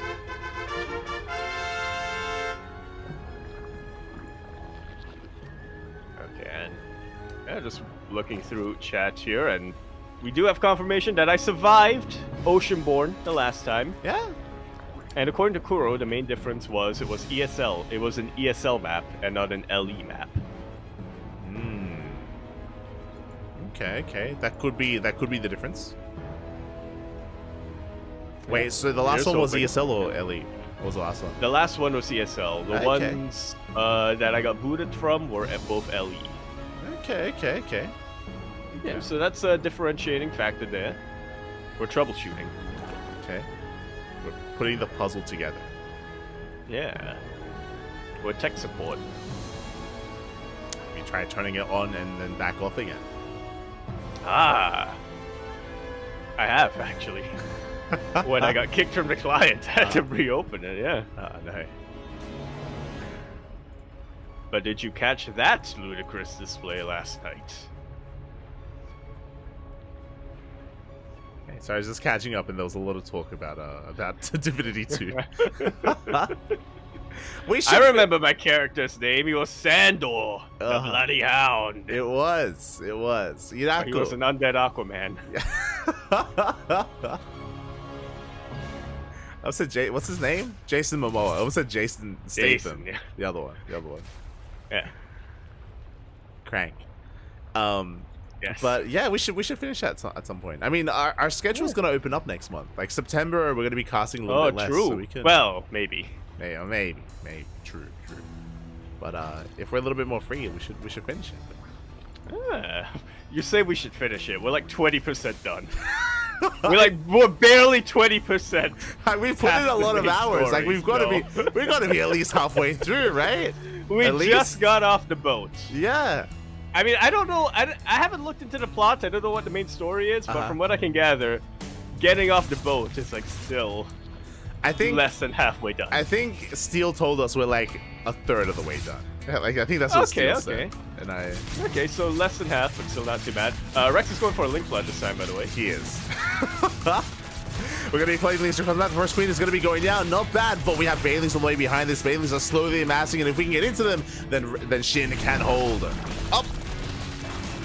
And reinforcing Lings, however, from Shin. Oh! Beautifully baiting all of those Lings from Rex right into the Bailing. GG is immediately called after that. Shin going to take that series 2-0.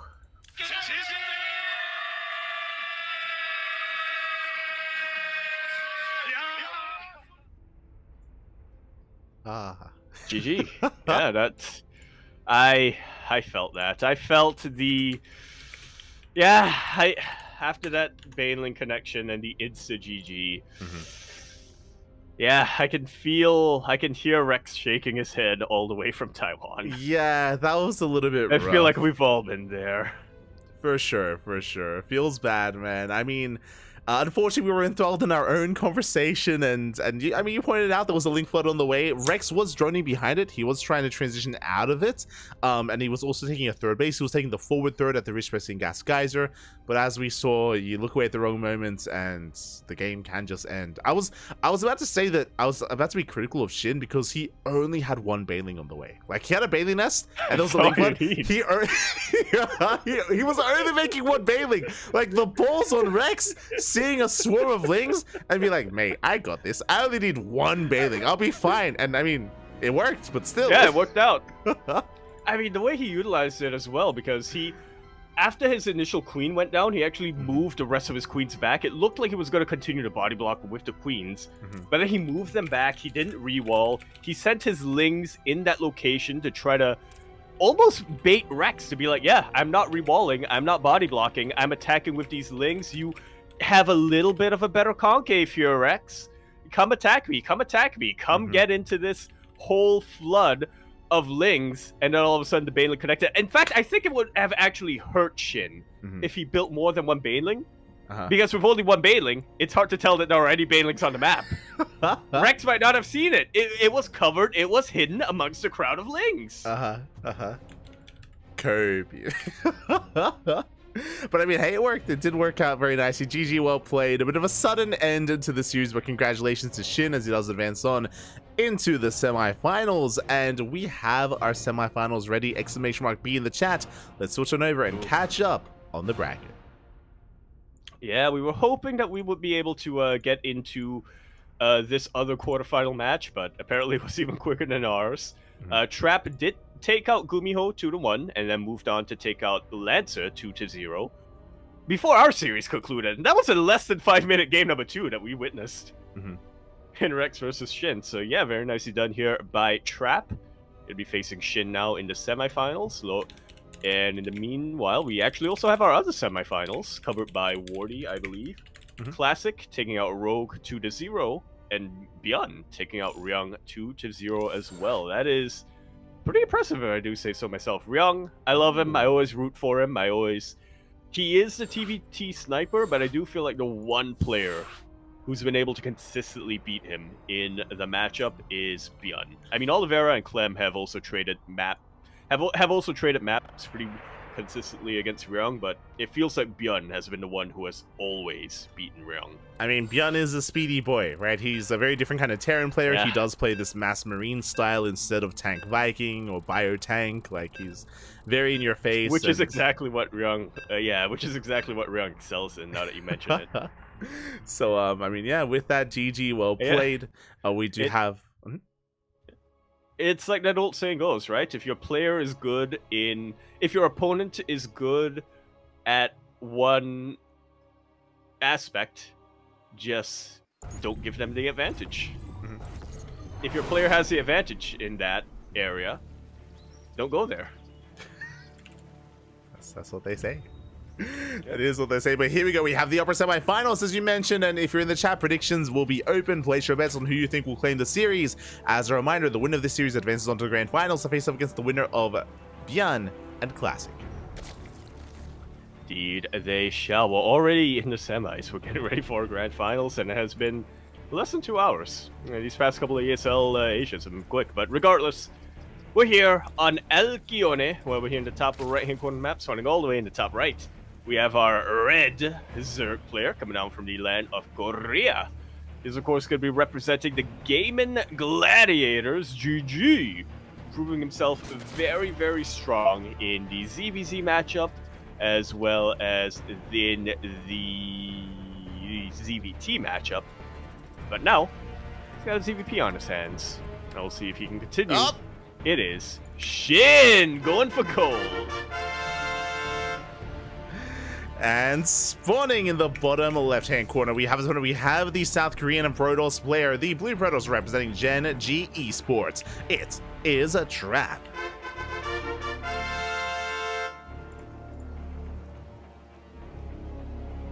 Team GG versus Team GG, and Trap already scouts this. Will be throwing down a couple of cannons to prevent this. Yeah, exactly. We have seen this time and time again from the Korean Protoss players, but whenever they scout this kind of goal-based rush, then they respond with a Forge, they respond with Pylons, and they respond with a Cannon Rush. So Trap is in position to shut this down. Yeah, Trap is in position to shut this down, but I don't know if you remember this, Light, but a couple months ago, before DreamHack Dallas, Shin himself was the player who showed us how to counter the Cannon Rush counter when he played against Classic on this map in the Grand Finals and of ESL Asia, although this time it looks like Shin is just going to give it up. Yeah, Shin, he takes his natural, takes a third base as well, is just getting into a macro game, double expanding, and is going to be denied. We can see that Trap was forced to finish up the Pylon and one cannon, but a very light commitment here from Trap as he's expanding back at home. Yeah. Shin now kind of scrambling to get back in order, and I believe the cannons that get cancelled here from Trap, so not that big of a... No, it actually didn't. Okay. Just the one, though. He was able to cancel the other. Okay, but yeah, just the one cannon did finish up. Meanwhile, Shin is getting into Link speed. We have a couple of Links on the way to keep us safe against the initial Adept aggression. As we make sure that we have... Yeah, predictions open. There we go. Alright, we need to get the Gamba going. Yeah, it's good, it's good. How's it go? The Gamba, the grapes must flow. Huh?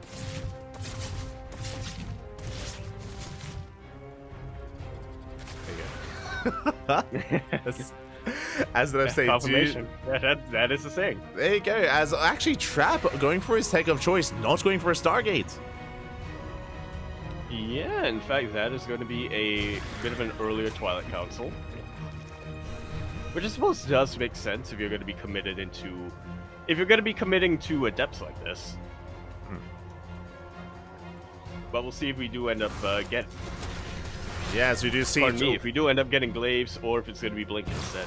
Yeah, as Shin does move out across the map, we do see we have not pulled out a gas, so it looks like a DT-based opener out of Trap. The Twilight Council is now done, and we should soon be seeing a Dark Shrine on the horizon. There's actually no Robo. Okay, it is going to be the Dark Shrine, but no Warp Prism. This is smart. Because no one expects the DTs to just walk across the map. I mean, true, you don't expect that. Yeah. That's my thesis. So there's going to be those initial DTs. Again, so without the War Prism, that means that we cannot reinforce across the map. That also means that we can't go for Archon and drop harass either. That's the other downside here, is that the follow-up is going to be a little bit less effective for Trap.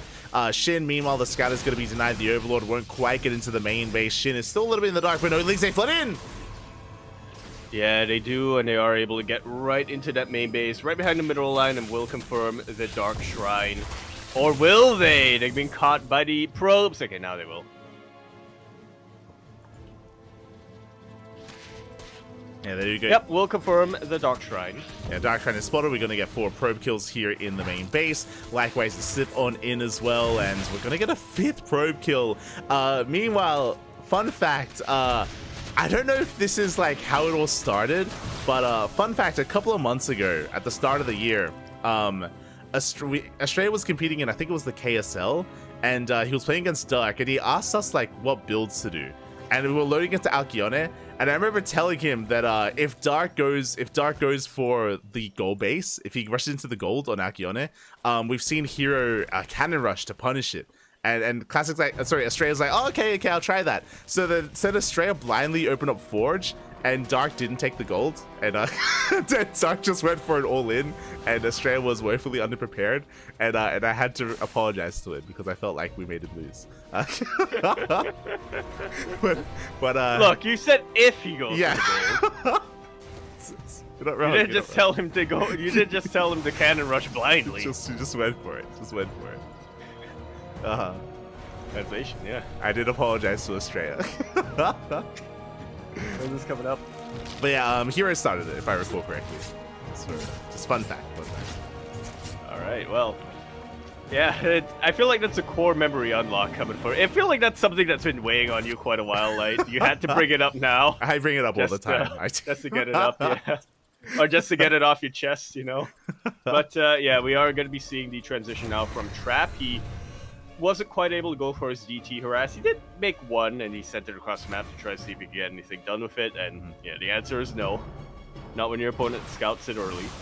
Yeah, it doesn't get much. So now we're seeing a little bit of an awkward expeditionary force. Yeah, we have a bit of a later Prism. We're going to be able to pick off an Overlord. This is just a really wonky push here, just because Trap back at home is getting saturated on 3 bases. Blink is on the horizon, +1 is on the horizon, but it's not finishing up yet. So yeah, Trap is going to back off. It was only to apply a little bit of pressure here and ideally force an overreaction.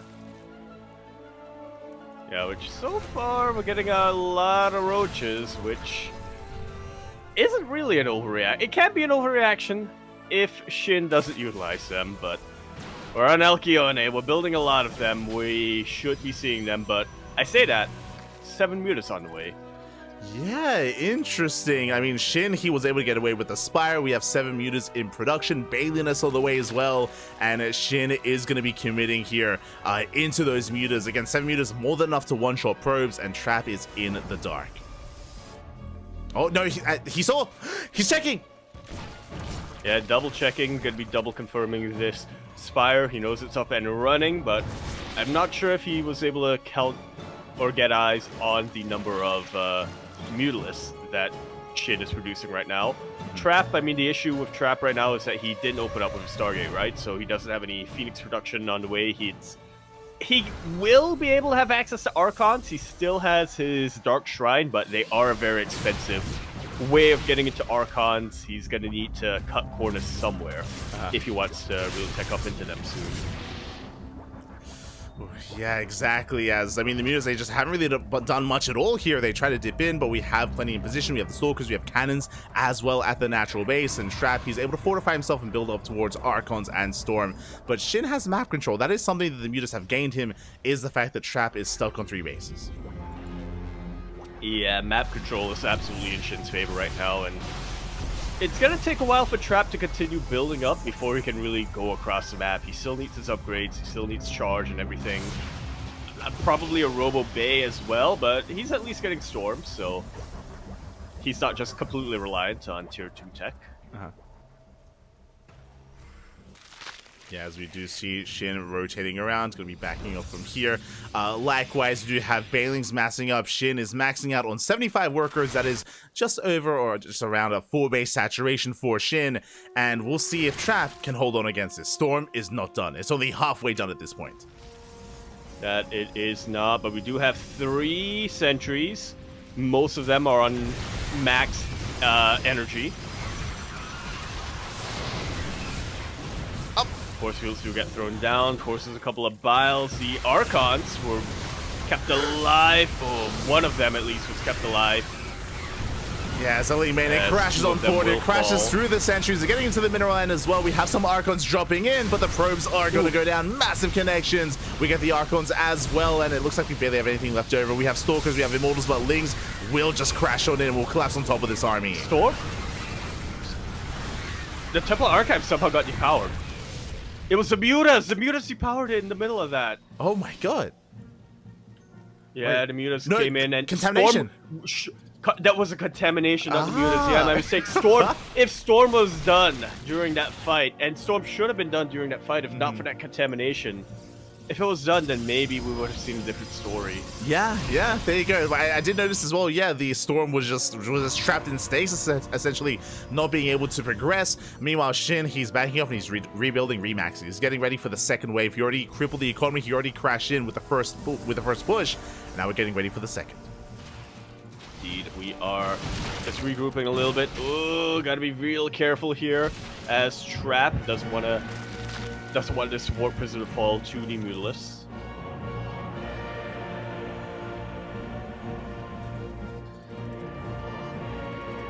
It doesn't want to. Meanwhile, as people are pointing out, we do apologize for the frame drops in game, but unfortunately the Korean server is a little bit unstable. Our internet's fine, the connection on OBS is fine. It's just the BattleNet connection to Korea is not ideal today. It's been serviced. Yeah.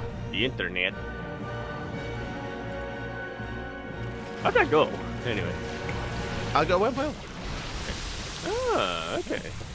Didn't have to wake you up in the middle of the day, but anyway. Shin once again regrouping. He has Remax 200. He's just waiting for, or looking for, a single opening for him to shove his entire army through. And he's just waiting for that opportune moment. You can see Shin behind this, taking him to Hive. Hive is on the way, Hydrogen as well, working towards Hydra Lurker Viper.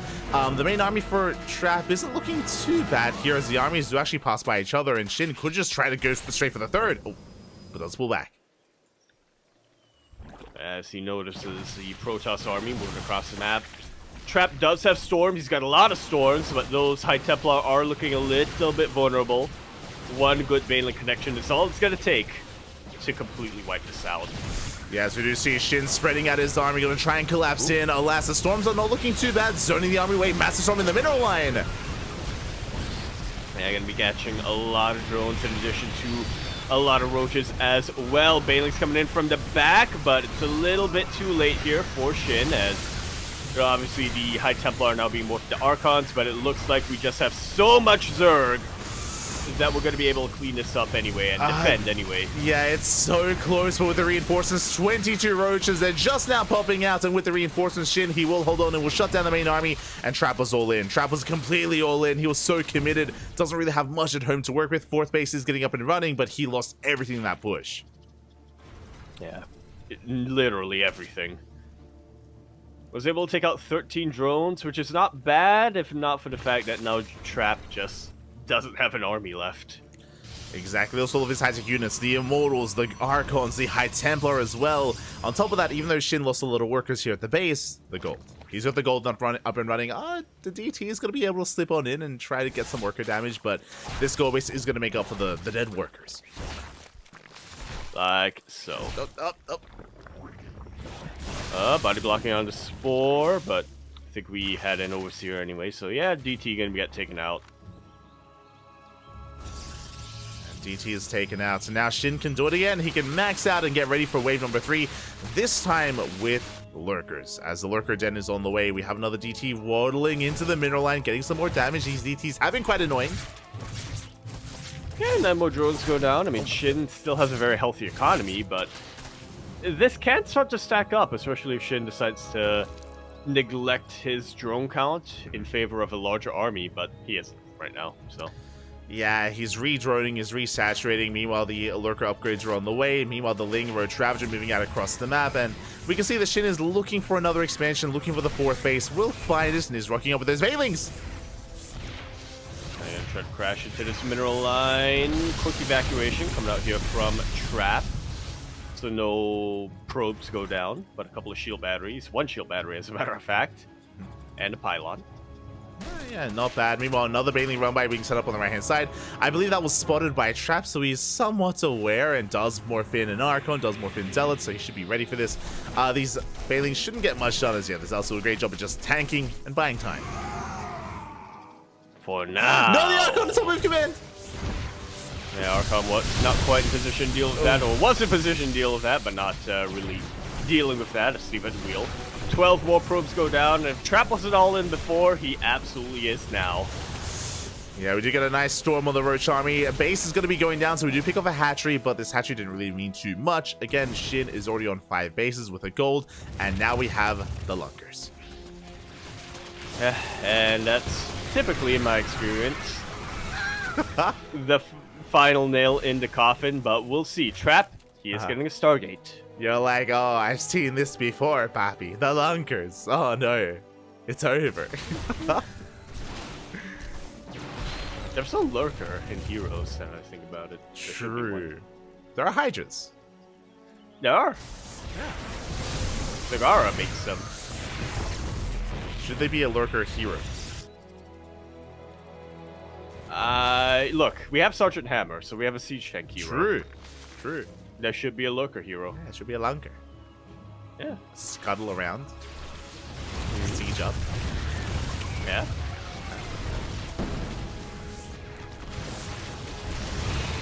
Get on that, Blizzard. Fine. Yeah. Blizzard. We have a probe. We have a probe. God. Shake my head. Can't believe they just put cannon rushing in heroes.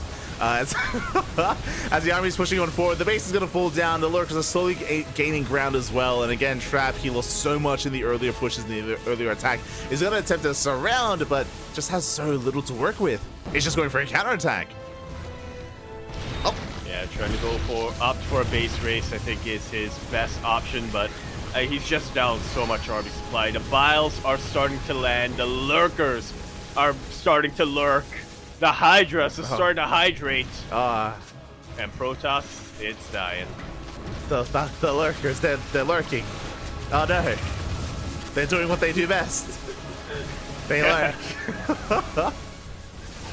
Let's go. But you know what? No vision. True. No detection.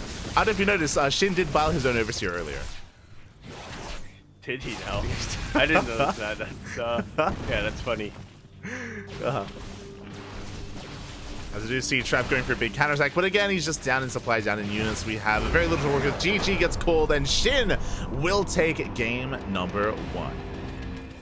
GG. A little bit of a bloodfest. Both players trading blows left and right. I do feel like Shin was mostly in control of that game, but Trap definitely didn't make it easy for him.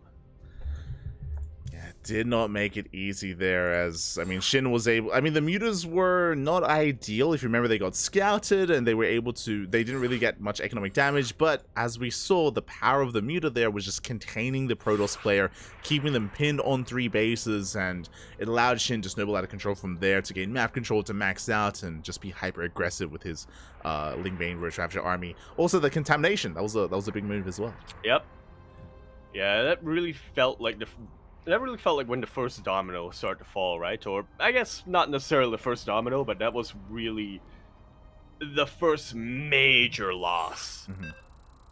And that felt like Trap wasn't quite able to come back from after that position. If he had some storm in that defense, then, you know, maybe he would have been able to keep a couple more of his probes alive. I still think he would have traded a lot of his army in that defense, but would have probably been able to salvage a bit more of his economy, would have been able to keep up with Shin and his gold base for a little while longer, and who knows, maybe transition to Sky Toss. That was, I think, the plan towards the end there from Trap, but unfortunately didn't quite have the economy to do so.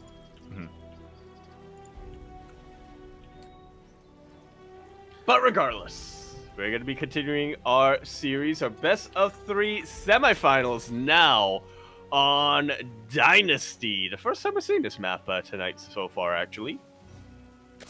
And in the bottom left-hand corner map, spawning all the way in the bottom left, we of course have our red Zerg player coming down from the land of Korea.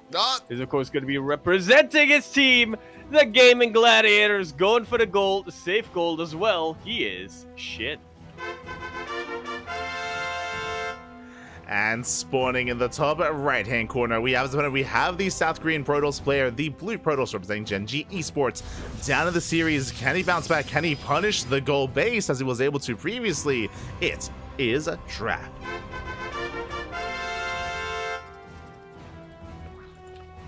Up. He sees. Does get scouted, yeah. Unfortunately, didn't go blind Forge this time. Yeah, here, Forge response is not going to be as ideal, but at least Trap is aware of what's going on. Again, for those that are curious, we're leading to Dynasty, a very often vetoed map. Exciting to see it for the first time tonight, most likely for the only time tonight, as it is one of the most vetoed maps in the map pool. And one of the big features is going for this goal base and going into a Roach all-in from here.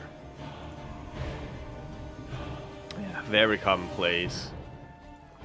You already see the main art of drones, so Shin already setting everything up. Trap keeping up, still getting the gold base himself, but not exactly in the safest location.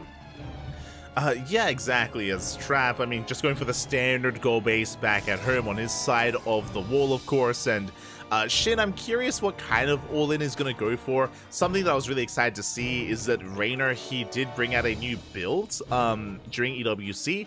There was a unique variation of all-in that he did on this map, which was not just Roaches, but he went for like a German taxi variation with Roach Queen, which did find a lot of success. It was just a really unique approach to all-in on Dynasty.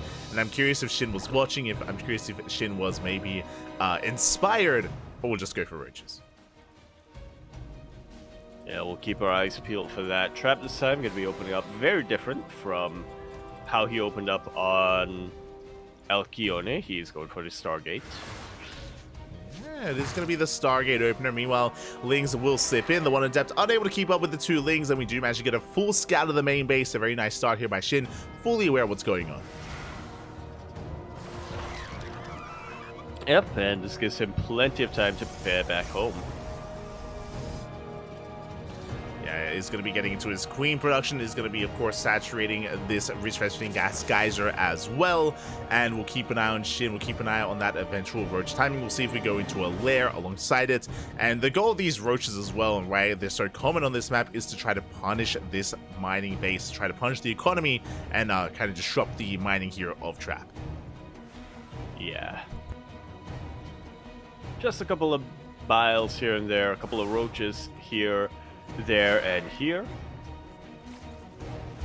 Don't really have to commit too much to just prevent the mining. And there. Yeah. And here. And a little bit there. As we have Trap starters typing backwards, one Adept is going to be going down, the other will thankfully survive. We have Link Speed kicking in, and ooh, the Oracle does bypass the army, does get into the main base, getting 3 drones. For not quite 5, but will survive and will get away from that and wait for the second Oracle to get into position. Optic for triple Oracle, okay. Yeah, triple Oracle opener. We have a lot of gas, by the way. We have a lot of gas here for Shin, and we have not really attacked in any big direction. So far, there's no lair. So far, there's no Roach Warren. Yeah, really curious to see what Shin is going to be up to. I mean, it feels almost inevitable that we're going to see some kind of Roach play on Dynasty, but what type of Roach play is going to be the question. Yeah, the Roach Warren now gets thrown down. It's going to be scouted immediately by these Oracles, but again, it's a much later Roach Warren from Shin, so it's curious just because, I mean, Trap has been able to make use of the score base. It's fully operational, fully up and running, and yeah, Shin, he's going to be going for what looks to be a bit of a later move out, a bit of a later timing, as he has not gone for a lair. Huh. Yeah, so no Galil Constitution, not for a while anyway. Yeah, we're making more lings. The queens are keeping up. There we go. Lair is now going to be on the way after the initial wave of queens is done. So a bit of a later lair timing for Shin. Adepts are going to be able to get quite a bit done though. They get a drone. They deny mining here at the gold base before being forced to recall.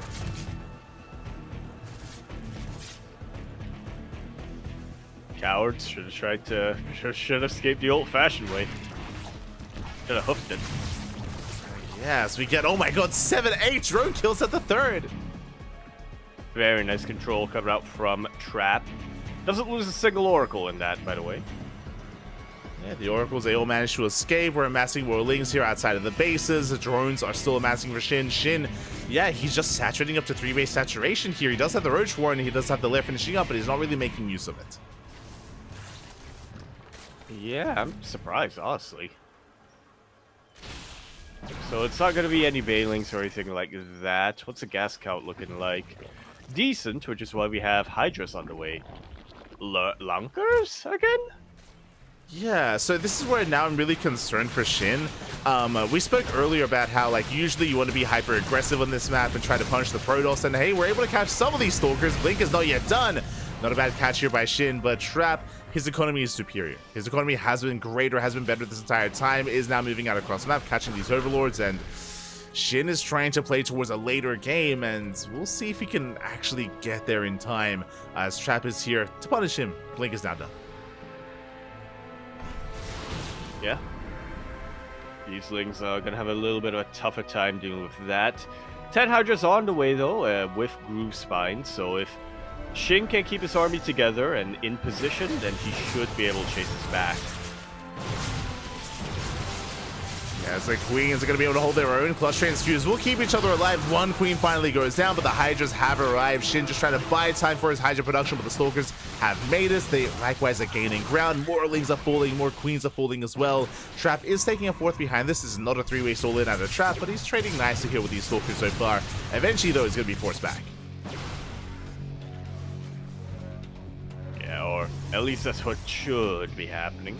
Infestation Pit now on the way. Shin, once again, is more than fine with trading out armies, so long as it means that he's going to be able to continue mining, but his economic setup isn't looking too great, to be honest. He's only on less than 60 workers, and still kind of struggling to saturate his fourth.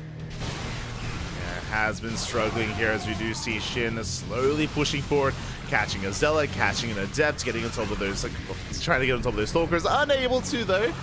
Shin is going to be forced back. For now, Trap up 9 workers, which is one of the last things you want to see as a Zerg player against your Protoss opponent.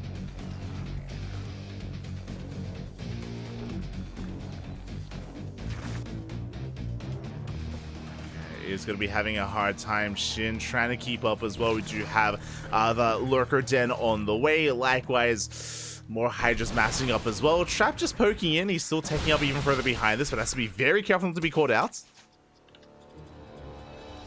Yeah, that's pretty much the extent of his army for the time being. If he does get surrounded, then that's going to be a massive opening while he's still transitioning. He's getting Colossus now. He's getting Thermalance now. He is around the Templar archives, but it's going to take him some time. Yeah, it's going to take him some time here, as we are just going to be building up, getting to that splash damage. Colossus now on the way. Templar Archives as well for Storm. Trap getting into his own final form, and yeah, I mean, Shin has been able to defend long enough to get into the Lurker tech. Like, Lurkers are now on the way, and now we can hold our own. And yeah, usually this is where I find that the game ends. But I think my experience isn't universal. So like, it's my unique experience. Yeah, let's continue. they trigger the GG button, Pappy. It's oh no. But yeah, now that we've reached Lurker Tech, it's gonna be that much more difficult for Trap to really break. He's gonna try to poke in, but pushing into these Lurkers is not gonna be easy. Yeah, even if he did have Thermal Lance, which he doesn't for the time being, he also doesn't really have detection aside from these Oracle Revelations.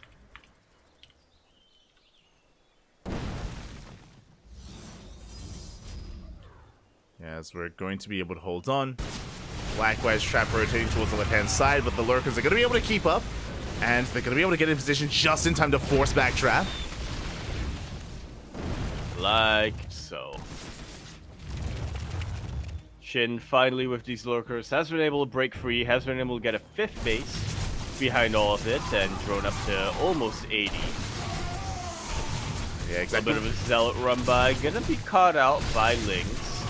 Yeah, for those that are curious, when it comes to the frame drops that we've been getting in game, I know it's been getting a little bit worse, but I will try to fix that in the next game or in the next series. Don't you worry. I did just remember something that was recommended to me, so I'll try to fix it, try to sort it out. Lurkers, they're burrowing in. Indeed, they are. Vipers are now here, waiting for a yoink, but not quite getting one yet. Both armies trading out buffer units for buffer units. But I feel as though Shin has come out a little bit better from here. Yeah, Shin, he's been able to deflect the army, and now we've reached our final form. Hydra Lurker Viper here for Shin.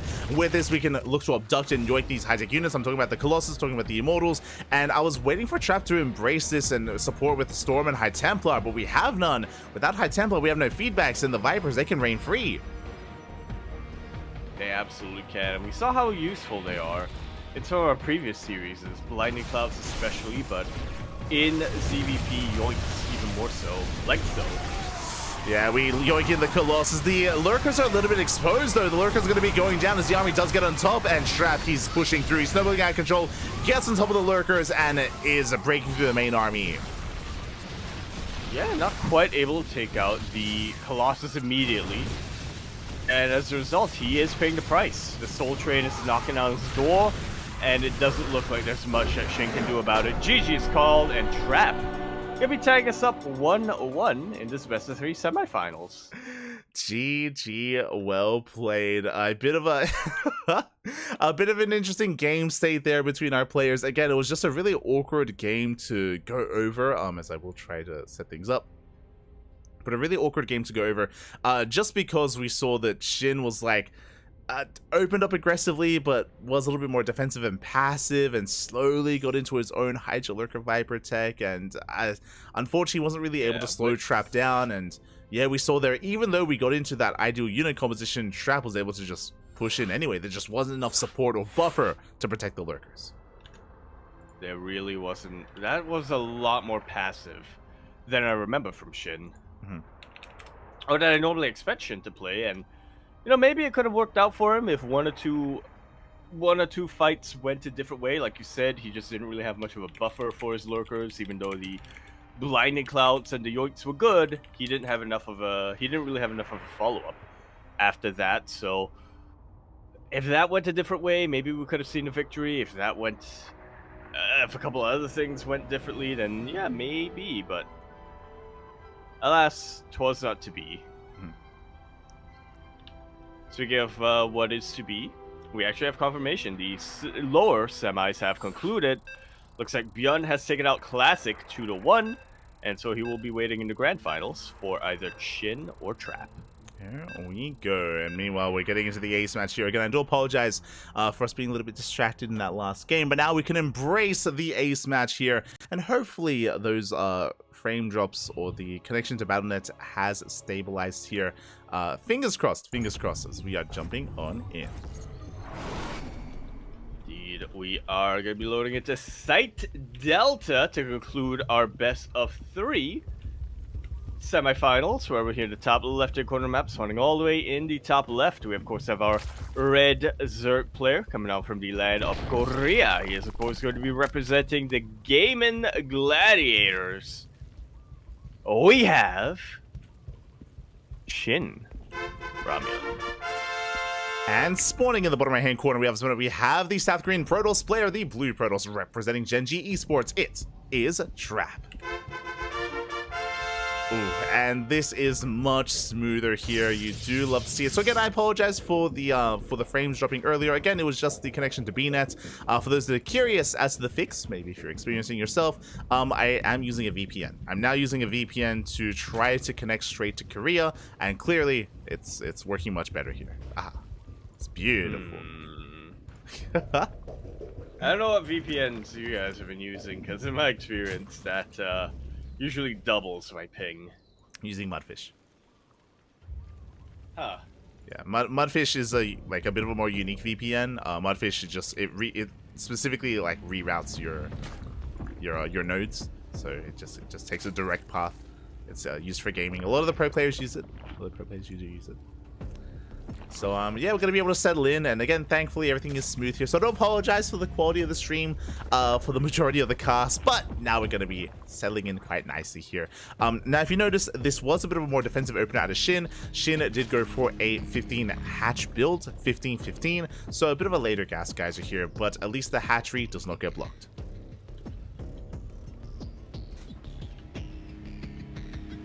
Yeah.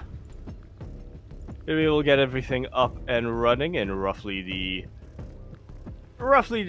right time. Yeah, this Mouse field. I'm expecting the Roach Warren again, but you don't have to on Site Delta. I do feel like it's a map that offers you a couple more options as a third player.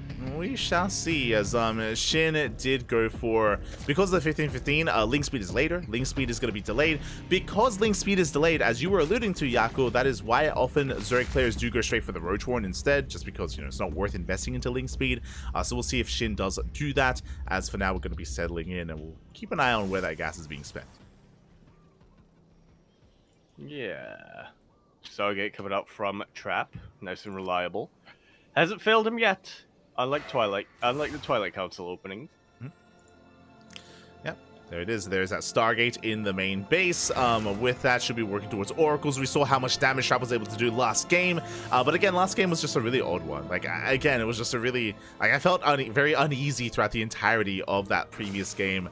Just because of how, like, passive Shin was playing. And yeah, it was just a weird one. It was a weird game. I feel like this is an affront to nature and physics. Like, this doesn't make sense. How? You should die, and he did. Like, it's like this should not work. I have never seen this live, and it didn't. Yeah. It died out. The ones that didn't evolve, they died out or evolved. There you go. There you go. As Trap is going to be shading in past the main army towards the main base, and we'll be able to commit to this shade. Queens are trying to keep up, no creep connecting the bases, so we do trade very nicely against these Lings. Very nice control here out of Trap. Hasn't lost a single one of them yet. Is able to take out a drone at the very least, and a couple of Lings. Oh yeah, and we get some Lings. Does allow for 4 drones to go down here at the natural base as well, so very nicely done here by Trap, able to pull apart Shin a little bit, get some damage done. Behind this, third base is being taken, Oracles are hitting the field, and Trap is embracing a pretty standard setup here for the standard opener, and harassing quite nicely. And just continuing that damage, keeping the domino roll flowing. Or falling? Question mark? Yeah, falling makes more sense as. That was a kill and not a cancel on the Spore Crawler, thankfully for Shindo. Quick reaction with the Queens. So far, quick reaction. We do see Trap going to be rotating around. At least the Oracles are still alive. They're still up and running. They're still kicking. Behind this, we do have a Forge and a Twilight Council going to be working towards +1 and Blink. So pretty standard setup here by Trap. Really, our eyes are on Shin as we do it. Shade into the main base and the natural at the same time. Yeah, really splitting apart the focus of Shin for the time being. This one Adept at a choke point in the main is going to take out a whole ton of drones. 8 of them in total, and we are not done just yet. Oracle's coming in for round 2. One of them will finally fall, but that is 16 drones going to be taken out immediately. Shin had 56 at one point. No, he doesn't. He does not. Gee, oh my god. That's a mineral line. That's an entire mineral line worth of workers. 16 workers going down. Ay, that is brutal. And with that, Trap has a massive economic lead. Shin was unable to successfully get into the mid game without taking game-ending damage or too much damage. And now Shin is up against the wall. How do we bounce back? Lair is on the way. +1 melee is on the way. Shin doesn't really have any tech to go all in, so he's going to try and drone up and try to stabilize. But right now, Trap is in the driver's seat. Yeah, ball is in his court, and let's see how he travels with it. Travel? No, dribble. Do you watch basketball? Not as much as I used to. Okay. I had a friend who watched basketball, so I just watch it with him. during school breaks. I've never seen basketball before in my life. It's like it's not a thing here in Australia. Like it's not. Huh. It's not really a thing here either, but Okay. I don't know. He had a really nice Mac as well, so when we would watch the NBA during breaks, I would be like, well, I could do schoolwork, or I could not. There you go. That was a season that made me hate the Golden State Warriors. Just won everything, goddamn. I don't understand that reference. I don't know who they are. Just won freaking everything. Okay, I'll take your word on it. Yeah, Well, let's go. Frisco. Take Fuck that. him. Take that, Shaq. Take that. No, Shaq was in the Lakers. Magic Mike. And also Shaq retired, and Magic Mike retired. Okay. No, Magic Johnson. Magic Mike was a different guy. Okay. That's he played with different balls. It's different. It's different. He did. Yeah. Oh god. You know who I mean? Yeah, the basketballer. Yeah. Yeah. There you go. Yeah. That's all I know. And Stephen Curry. Yeah. And also the Knicks. The Knicks. The Knicks. I love them, but they keep losing. So they're my team, but they keep losing. So I hate them, but I'll still support them. Okay. Fair enough. As we do see Trap moving forward here, there are plenty of leagues to keep up, and with the Oracle unable to support in time, that's the Lost Stalkers going down. Oh my god. Yeah, brilliant surround coming up here from Shin. All of a sudden, he's starting to turn the tables on Trap. Trap had the map control for so long in this game, and now he doesn't. Yeah, the Ling's able to catch a lot of Stalkers that are making their way towards that third base. Nice stasis does connect, and with that stasis going off, Trap, can we hold on to that base? Hydras are looking a little bit exposed. Lings, likewise, they're going to surround it. Can we force a cancel? Up! We're trying to... The stasis ward is coming in clutch, but that was a kill! We could not force a cancel because the Nexus died. That's one worse here as Trap, he does lose the fourth base. Behind this has embraced Storm. Storm is done building up a lot of high tempo. We're getting ready for a move out, but alas, we're stuck on 3 bases, and Shin this time has gotten into Lurker tech. The Lurkers are on the way, and Shin is in a slightly better position than he otherwise once was. Had a rough start, but is bouncing back.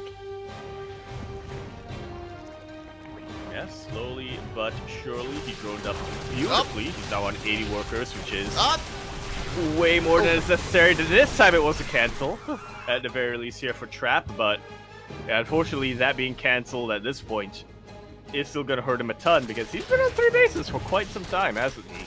Yeah, he's long distance mining. He's trying to get the fourth base up and running. Storm is still going to be a big factor here, but unlike the previous game where we saw Trap just kind of rush on forward and get on and like force his way on top of those Lurkers, this time we don't have Archons, we don't have Immortals. It's just a Gateway Army, Gateway units, and High Templar. Yeah, I mean, if he has the perfect storms, then I could see Trap winning an engagement, but he's gonna need a little bit more of a buffer to prevent those High Templar from going down to even just Lings at this point. Yeah, the first Immortal's now on the way for Trap, but again, the Immortal production is heavily delayed, and this army just does not scale well against Lurkers, not yet. It looks like we're trying to skip Immortals as well. We have a Stargate and Fleet Beacon on the way. We're trying to work towards Sky Toss. Yeah, and 4 bases, that's just about the minimum that you need, but it's still going to take a while before Trap is able to saturate that 4th base. Meanwhile, Shin, he's just going to be sending wave after wave after wave of Zerg Trap's way. Yeah, Shin is about to max. Shin is about to max out at this point, and in that max out, Shin is going to be able to overwhelm this army. We are just not ready for Hydra Lurker. Ling Hydra Lurker. We're just not ready for it, not yet. The 4th base is slowly getting up and running though, and I feel like Shin, he's in a way running out of time. Like there's a window where he can break Trap. That window is closing as Tempest production has begun. Yeah, that's really the way to take out Lunkers. At least Lunkers before your Zerg opponent is able to get Vipers and Corruptors. Mm-hmm. But of course, Shin right now, he hasn't scouted this. He has no reason to suspect that Tempests are coming his way, so I don't believe he has a Spire. I mean, he has Hydras. Yeah. He has a Hive, so he can tech into Vipers, but even still. Yeah, Storm's being thrown down the links. The Spire gets thrown down back at home. So Shin is thinking about Corruptors. The Tempest is revealed. And Shin is just forcing his way into the natural. He avoids the main army. He's going for the kill. He's going for the natural. And he's just trying to siege this down. There isn't a lot of detection here, funnily enough, for traps. So these lurkers can still act as a little bit of a foothold. Can still get a little bit of damage done. Best case scenario, they take out this base. That was another kill! It's another kill, another cancel on the Nexus. Shin is going to be forced back. He has scouted the Sky Toss. We're now getting into it. Now should be focusing towards that Corrupted production. Shinny backs up, but he's already remaxed. He should be getting ready for another wave, for another push. And we only have 2 Tempests. This Tempest count still is not too threatening. Shin can still deal with this. A huge storm right on top of these. Right on top of those lings, so that's going to prevent the run by, but not quite going to prevent the main army from just making its way across the map, just trying to catch Shin off guard. Alright, you go. Is trying to rotate around, trying to find a dent in the armor, a chink in the armor of Trap, but so far Trap is holding on. He's nicely spread between his bases. We have Tempest here towards the south, Tempest towards the center as well, and Shin just hasn't found a way in. Not yet, anyway. Trap actually starting to really secure himself on these bases. Now, obviously, he's not really on a 4-base economy. His main is about to be mined out. His natural and his third as well are lacking a little bit, but he is starting to get to the point.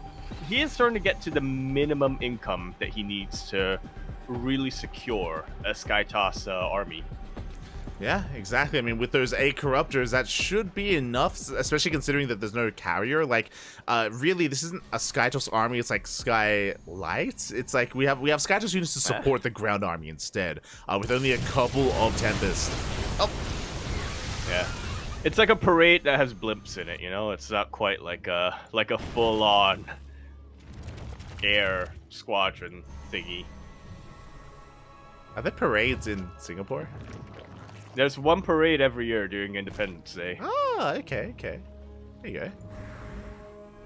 And when you're 11 years old, you're forced to go on it. Okay. because they need to film. Well, no, not the actual parade, but like the parade rehearsals. Okay. You're forced to go there as an audience member at 11 years old. Partially because they're like, yeah, need to get the kids to know what's going on, but also it's so that they can film a crowd before selling tickets for the actual event. Okay. So that they can make their ads. Okay, I see. I haven't been to a parade in a long time. We have, yeah. It's been years. Maybe since I was 11 as well. Possible. Oh, there you go. There you go. I've done Sydney as well. When Sydney, no, wait, no. That didn't happen. What are you saying? We got our It'd independence be like from when Malaysia. Sydney got kicked out of, yeah, when Sydney got kicked out of Malaysia. Of the Federation. It did happen, yeah, true. Yeah. As we can see, Trap has successfully expanded. He's been having a hard time taking a 5th, but now we double expand. We get a 5th base, a 6th base as well. Meanwhile, Shin is walling up. Shin is walling up with spores, with lurkers. We are embracing the would-be lady. Up. Yep, I didn't think we get there, but oh, nice little minus 300. That's correct, right? It's not 250. That's 300. Yeah, there we go. Should did 300. Should have made it 250. That would have been great. Yeah. Would have been broken. So many memes. On the fungal! Huge fungal's gonna be landing on the army, but unfortunately for Shin, there's also way too many storms for there to be any follow-through. Yeah, no follow-up from Shin. Meanwhile, the 6th base has been spotted. We do see Trapper bypassing the wall of lurkers and spores, going straight in between the bases.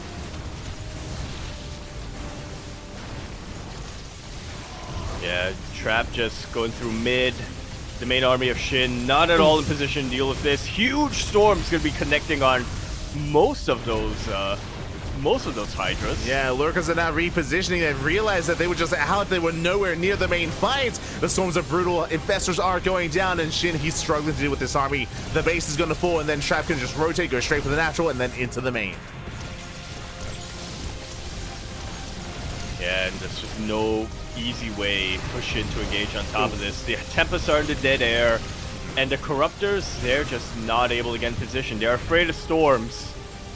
Yeah, you can see that we've been building up Corruptors and Broodlords here in between the bases, but we're losing so much in the process. 17 drones go down. Lurkers going for a big counterattack. The Broodlords, they can try to hold on to the main base. They're coming in. And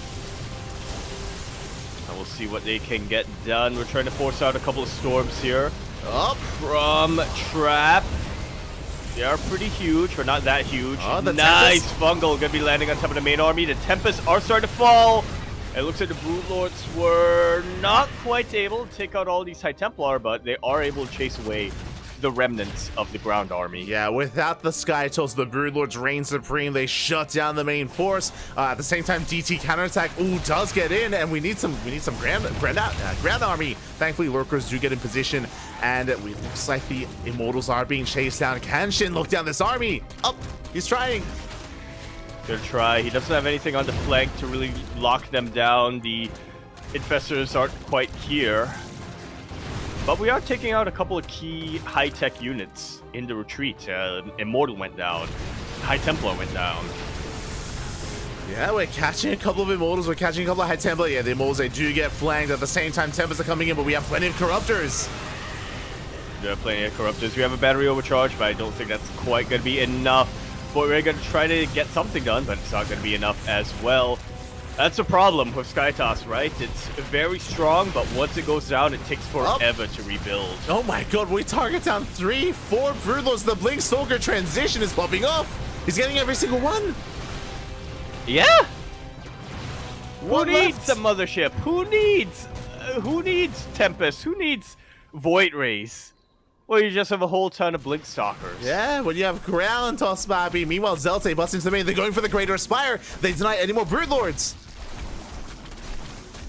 That one Broodlord on the map, that's going to be lonely for quite a while. Yeah, just one Broodlord left. We have dead supply in these Corruptors. They cannot morph into Broodlords as the Greater Spire went down. Oh, we do have a flanking army. The Lurkers, they do come in from behind. And they do come in from behind, but I don't think there's enough meat in this Zerg army. We have a lot of empty calories in these Corruptors. Yeah, but not enough fiber or minerals. They take down the Void Ray at least. Protein. Meanwhile, Zelt's in the main base is so wreaking havoc. They got both Spires, the Greater Spire and the regular Spire. They get the Hive as well, so no more Vipers. And they can go for the Lurkers, also the Lurker Den as well. At the same time, DT counterattack. Oh, is wreaking havoc. Drones are going down. Trap is still in. This is a very chaotic game state. Very up in the air, but Trap, he's somehow bringing it all together, at least trying to. Yeah, trying being the key point. I want to believe in the Ling transition coming out here from Shin. I mean, But this dead air or dead supply of Corruptors is killing them. yeah, it's not helping too much here because, I mean, we just don't have a Spire. Lurkers are keeping up. The Lurker Den barely survives, so we can still morph in Lurkers. Quickly checking the tech, actually. Well, There's no Hydroden. The Hydroden will snipe, so we can actually only make Lings. That's all we can make. there's no Hydroden. There's also barely any gas income. Yeah, we're on 2 base. But hey, if all you can make are Lings, that's not a terrible unit to be stuck with. Yes, again, these Corruptors, they can only watch as the Stalkers are trying to break through. Again, a big storm on those Lurkers. The Lurkers, they barely hold on. And we're going to be rotating around towards the right-hand side. The Lurkers, they cannot keep up, and this space is looking exposed. Thankfully, we have another wave of Lurkers in position. Now we're going to try to hold, but there is detection, and there's more than enough here. DPS here to take him out. Minus 250, minus 300, minus 300. That's a total of minus 600, minus 600. Yeah, Mothership Which, does. you know, if you divide that by 4, it's minus 150, minus 150. Mothership does go Times down. 4. Lurkers, they stand their ground, so Trap isn't able to gain any ground here. We see the Lurker Den is being rebuilt. Hydrogen gets rebuilt as well, so Shin, he's building back up from scratch. Trap needs to calm down, I feel. Like, he has some momentum, he has a better economy. If he can just slowly just muster up an army, wait for a couple of reinforcements, then we can push in. Yeah. He needs a little bit more time, but I do have to favor him. Just got the higher tech at this stage. I mean, Trap, he's got double the economy. You know, Shin is on 2 bases. We have Trap getting up to 6 bases here on 61 workers. Morphing in more DTs, building up more Immortals. Now we have a more robust army that can actually get on top of these Lurkers. Unfortunately, going into Skytoss is out of the question. Again, there's still too many Corruptors, so at least that kind of zones away the Skytoss transition in some way. But like a Ground Toss army can still look quite intimidating against Lurkers. Yeah, it really can, especially when you have an Observer for detection. More Lurkers sort of get morphed in by Shin. And it looks like the name of the game right now is to just turtle up with whatever he can gather and try to make these Corruptors useful somehow. Storms are going to be thrown down. We're trying to Cossack straight down the building. We will get the Nexus. Nexus goes down at the same time. Stalkers are trying to push in, but we have plenty of Lurkers to defend back at home. We do have a DT. Oh, my god, detection. Yeah, we do have the Spore. Oh my god, the Lurkers are doing so much damage. At the same time, we're pushing on the right-hand side, but Lurkers likewise are also in position. A lot of them do get stormed down, but most of them will survive, and they will be keeping this Protoss army at bay. Yeah, and again, Trap, I feel like still needs to calm down. We have a bank to work with. We don't want to overextend and lose too much. There's 18 Lurkers for Shin, and he is not being broken. Not yet. Not anytime soon with this kind of army. He's trying, though. He's not being broken, but he is in the process of getting starved. So like you said, Trap does need a little bit more patience there. Support is coming in the back line. The Lurkers will burrow. Yeah, but that was what? That was so many Corruptors. That was 6 Lurkers going down. The Corruptors try to dive in, but they get annihilated by the Archons. And now we are down to a handful of Lurkers, but it looks like it is barely going to be enough. They're coming from behind. No detection. And they are going to be taking out so many Archons and the rest of these Immortals as well. That's going to be it. GG is called. And Shin, my lord, after an intense ace match, is going to be taking that series 2-1. Will be facing Byun in the grand finals.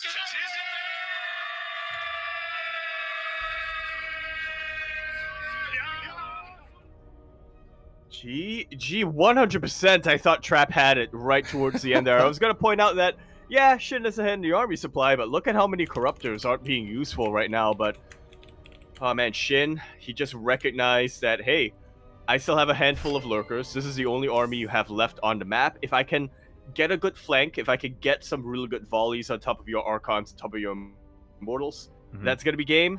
And that was game. GG. Very nicely done. GG. I mean, a big part of this as well is I do think Trap overextended. I think he got a little bit too excited with what was going on. Trap, he had the better economy. In a longer game, Trap, he would be able to refine, max out, and get the ideal composition. But it did look like he got a little bit too excited. He smelled blood in the water. He wanted to kill Shin ahead of time, not allowing him to also stabilize. But in doing so, it does feel like Trap did overextend and... yeah, did just overstep there, pushing into Lurkers. Yeah, the bloodlust. It doesn't often take over Protoss players in my experience, but it can happen to us all. Oh yeah. Yeah, it can happen. And I mean, it was a really intense game state as well. I mean, again, Trap, he knew how close he was. He knew how close he was to breaking Shin. He knew that he was in a better position. He just had to calm down.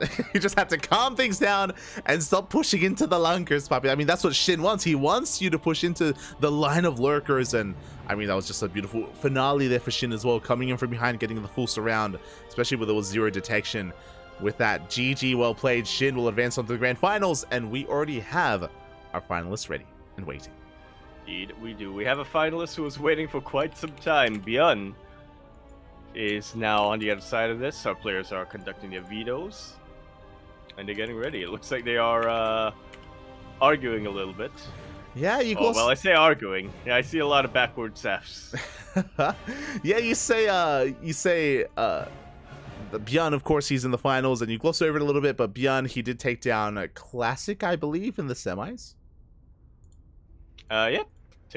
Took down Classic 2-1, took down Ryung before that, and Rebellion before that. And Default Win before that. No, yes, so really nice results here for Byun to bring Classic down. This did occur over on Wardy's channel, but Classic took down Rogue, Byun took down Classic, and now we get to experience some lovely ZVT to end the night. Yeah, we started with a ZVT. We're gonna end with a ZVT. Here we go. So yeah, You'll love to see it. vetoes are underway, and we're going to be embracing that best of 5. As a reminder, it is going to be a longer series here, and yeah, our players are just preparing for that with those vetoes, and yeah, it's a bit of a treat. I feel like we don't often get to see these two players specifically in the finals. Did I miss it? But yeah, this week it didn't have Dark, didn't have Hero either. Yeah, didn't have Dark, didn't have Hero, we didn't have Cure, we didn't have Solar. Yeah, I mean, a couple players who we, I was just gonna say a couple players who I think we normally expect. I was expecting Hero back here in the ESL Open Cups. I do know that he took a break from online cups just to prepare for the Esports World Cup, and I thought, now that that's over, now that I'm assuming anyway they've settled back at home, we would have been seeing him a bit more, but not tonight at the very least. Yeah, it's one of those things where I imagine a lot of players are going on a bit of vacation. I mean, I know Clem's on vacation, for example. I know Rainer's taking some time off. Like, after how crazy and intense EWC was, a lot of players are like, all right, let's just take a break. Let's let's go and just go see some beaches and then just calm things down a little bit before getting back into another season of StarCraft. Beaches. Shout out to Mia Micah. Yeah, shout out to Mia Micah. That's one of the most historic moments of StarCraft. That was beautiful. Oh, God. We love you, Mia. We love you. As it looks like our Vitas are done, we're going to be jumping into our first game, and we're going to be leading into Crimson Court. Yeah. Pretty popular starting map that we've had so far tonight.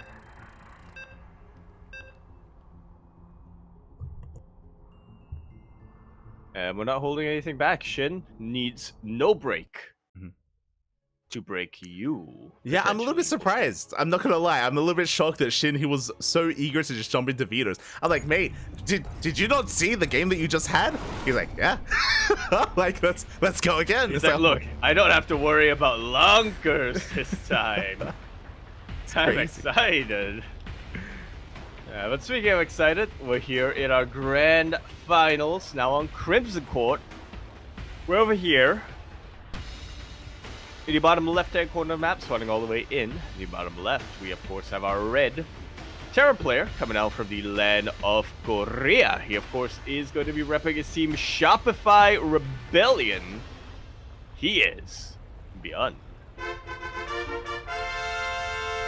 And spawning in the top right hand corner, we have the South Korean Zerg player, the blue Zerg, going for a pool first opener. Representing Gaimin Gladiators, it is Shin. And very quickly, for in the chats, predictions are open. Place your bets on who you think will be this week's champion. Will it be our Zerg player or our Terran, as we have a pool first up against a 2-Rax Reaper?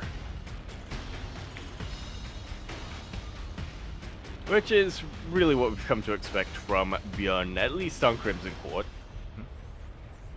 He is pretty much a player who, without fail, will whip out the 2-Rax Reaper. And we've seen him get blind countered a couple of times as well, but we'll see if Shin does that. Yeah, I mean, or catches on. Yeah, with the opener, I mean, that's basically what Shin's doing. Like, a pool first opener means faster queens, so the queen's going to be up and running earlier and in time for the initial 2-Rax Reaper. Overlord will confirm this, and yeah, Shin should be okay on 2 bases. The question becomes, is Shin going to open up roaches? Because he is going to be delaying his gases. Link speed is going to be delayed as well. We'll see if he does embrace roach play, or if he goes into link speed into a more standard kind of setup. We'll keep our eyes peeled on that. I like this from Bjorn. He's just, I guess, doing typical Bjorn things. He's not opting for the forward gas base. He's not opting for the triangle base. He is just opening up a path to eventually get his third in a safer location. Yeah, is starting on that mineral wall. Meanwhile, first Reaper does move out across the map, gets eyes on the natural. Likewise, you see Bjorn slipping into the main base as well, just getting a read of what's going on with the initial queen that's already out. Bjorn is now aware it was a full first. He's fully aware of what's going on, and we can see that we are indeed investing into link speed. So link speed is on the way. We pull out of gas. We're not rushing into roach play. Yeah. Not this time, at least. As Bjorn also confirms that, he confirms that there's no more mining, he confirms research, and now we'll see how well he can utilize these roaches, these reapers, as he transitions into a 3-Rex? Yeah, so this is one of the many variations that Bjorn has. This is going to be very aggressive and very committed. So he's now switching into reactored marines, into stim, into a 3rd Rex behind this before a 3rd TC. We're going to be building up a very big army, and this is very similar to the 3-Rex stim timing in against Protoss, right? You know, the Cure build against Protoss, which does hit very hard with Mass Marine. It's very similar to that, but against Zerg. Had a core memory unlock when you said the Cure build 3-Rex against Protoss. I'm like, yep. You're like, is it going to be the Cure outcome? Is it going to be yeah. Oh no.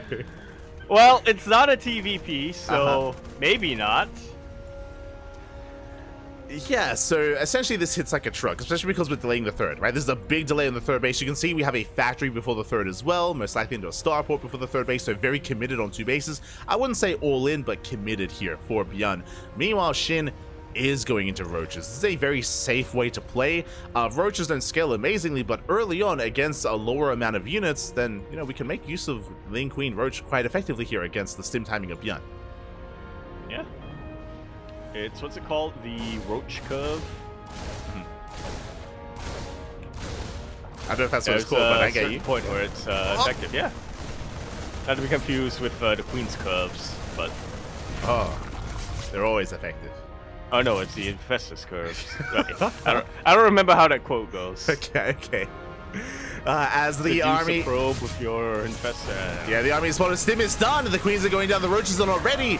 Yeah, they're just not ready in time. And Bjorn catches Shin with his pants down. That's a beautiful target firing as well from Bjorn, taking out the queens that were low on or that were high on energy. Yeah, get a very crisp timing here from Bjorn. Roaches will force this back, but looking at the units lost tab, that was 4 queens, that was a roach, that was 10 links as well. That was a big loss for Shin. Now Shin is in trouble. Yeah, it's going to take him a while to really scramble and get back here. Now, Bjorn is setting up and getting ready for round 2, a secondary push, but this time I have to imagine that even though he will have +1, even though he will hit quicker, yeah, no, what am I saying? He's gonna hit harder. He's gonna hit quicker. I was gonna say, Shin's got roaches. He's gonna do all right, but Bjorn's getting +1. He's getting even more. He's getting even more Marines. He's gonna get medevacs this time with this army. There are no queens for transfuse this time. The dead queens is the big part, right? Because without transfuse, without anti-air, without any support, it's going to be a little bit more difficult. You can see Bjorn does stim forward, and can Shin hold the line? Yeah, not with the sim on forward, not with the target firing, not with the medevacs, maybe with a couple of reinforcements coming down the line. Very clutch morph into a Ravager from this dying Reaper. Cocoons actually have a lot of armor on them, so the fact that Shin was able to draw quite a bit of fire did mean that Bjorn wasn't using his damage super effectively. Yeah, and with this, we have the bunker finishing up. We have a tank on the low ground as well. Big tank volleys going off on the roaches, and Bjorn, can we survive the all-in? Shin, he's not droning. He's not droning up behind this. It's all or nothing for Shin with Roach Ravager. He's gonna try. I mean, he's gonna have to go for this all-in, but now we have 2 tanks on high ground. So we have 2 tanks on the high ground. Bjorn, you need to... There we go. Siege it up. He does siege it up. The low ground is under fire. We're going to be able to break through. The tanks on the high ground, but they are out of range here. They cannot take advantage of how large this natural base is. And the production is under fire. Rax is going to be going down, and now we can make our way towards that natural mineral line. Yeah, we do have 2 tank siege, but we don't have a lot of a buffer for them. We have 4 Marines. We'll see if that's hopefully going to be enough with the help of these boys being pulled. Yeah. Good vials. 1 tank already going down. Yeah, we do have a reinforcing tank on the way. Raxes, they have to float, they have to lift, they have to get the hell out of the natural base, and that means that we have submarine production in the main base. Third CC is done, and Shin is backing off, and behind this, Shin is finally going to be droning up. He does contain Beyond to 1.5 base mining, and can he pile down the tank? Oh my god. Indeed, he can. Looks like mission has been accomplished. But Shin, he's got enough to keep this going. Yeah, you can see he's so close to breaking this position. If there was no Viking, if he still had high ground vision, he can get the other tank quite easily, but alas, is going to be forced back, and Beyond holds. He holds. He does take quite a lot of damage. 9 SCVs went down. Wait, no, I think it was 10, but one of them was friendly fire, so doesn't show up in the Heroes Lost tab. But regardless, a lot of economic damage has been dealt. Beyond behind all of this was getting a 3rd CC though, so I can't imagine it's going to take him too long to catch back up, especially with mules. Yeah, we'll see here as we do have Beyond hunting down Overlord, supply blocking Shin attempting to get into a 4-base saturation. Hydra then on the way, so Shin getting into Roach Hydra, into potentially Lurker Tech as well. We'll see if he can get there, as Beyond is still attempting to stabilize as well. We have both players licking their wounds, but Shin still has a massive army. Yeah. So they're licking their wounds, except Shin has a scratch, and Beyond is missing a finger. I don't want to say he's missing an arm. He still has a pretty impressive tank setup. But a scratch? Yeah, a scratch. Okay. A scratch, you know. Is that not a thing? Do Australian animals just so hardcore that they bypass the scratch and they go straight for the, I don't know, the what's the level of I didn't know. scratch? I don't The know. flesh wound? Okay, sure, yeah. Okay. Is that the minimum in Straya with your animals? Like, I mean, you do have the dinosaur birds, so I guess that checks out. We do have the dinosaur birds. That is true. They do have massive talons, so With an I+1. we do deny +1. At least +1 melee, +1 carapace did finish up, which arguably is better for Zerg, but ideally you want to have both. Yeah, and Shin is actually getting into Lunker Tech. Now, we've rushed into a Hive. We've rushed so quickly into Hive Tech. Lunkers are on the way. The upgrades are not quite ready for the Lurkers, unfortunately, so they're going to be Lair Tech Lurkers, at least for a little bit longer here, but Shin is maxed out with, I mean, not the worst army composition. Yeah, but he's got Lunkers. True. Automatically, that's a good composition. I feel like, did you not see the last game between Shin and Trap, Pappy? It's great, they cracked. All right. But you know what? This map is good for tanks. And his position is prime for Terran to just siege down the base. Yeah, the gas geyser goes down. We're still amassing more lurkers, but you know what else? It's not just lurkers. The Vipers have arrived. We have 3 Vipers in total. They've been gathering up energy as we speak, and they are getting topped up here at the natural base. Once they rock up, they can blinding cloud these tanks, and we can break through. Yeah, Beyond currently sorely lacking when it comes to ghosts. So these Vipers are gonna have a much easier time coming in and being very effective. Oh. Show us the yoinks! Huge yoinks. Yeah, oh my god, gets 4 tanks already. 4 tanks going to be going down. There's 1 tank remaining. And with only 1 tank, we can break through the wilds. They connect, they bring down one of the medevacs. The lurkers are still standing strong. And Shin is about to remax and about to break out. Some decent damage here from Beyond, taking out 8 drones. He's keeping this going. He still has that drop in the natural base. Gonna be able to get 1 Viper. Nicely done. Yeah, as we do get the blinding cloud in a bit of a panic there. Meanwhile, the bio army is going to be forced back at the same time. Drop on the right-hand side. Ooh, but we do have the power bomb, and the medevac is going to be shut down. The loading very quickly, just whatever we can left. Which isn't a whole lot. 3 Marines do unload, but it's not enough to even take out that 1 Queen. Barely not enough, but Beyond is still just rallying across the map. He's still trying to pull Shin apart, but alas, he barely cannot. Again, Beyond just doesn't have the numbers, doesn't have the army to really sustain this. Tanks are going down. There's 2 more tanks behind this, but alas, we're getting on top of them. They are exposed. They are blind and clouded. They are blinded. Blinded. Yeah, blinded is a word. It's a verb. Yeah. They are blinded by the cloud, and they are also yoinked. You're like, And they are you're taken like, down. yeah, the blinding cloud, it does make you blind. Yeah, true. Yeah. That's crazy, actually. I was like, blinded? No, is it blonde? No, blonde is hair. It's hair. Yeah, blinded. There you go, Blonde? Shin. Does go for a massive counterattack, hits the third base. At the same time, we do see the drop play coming back in once again, but we have lurkers to defend.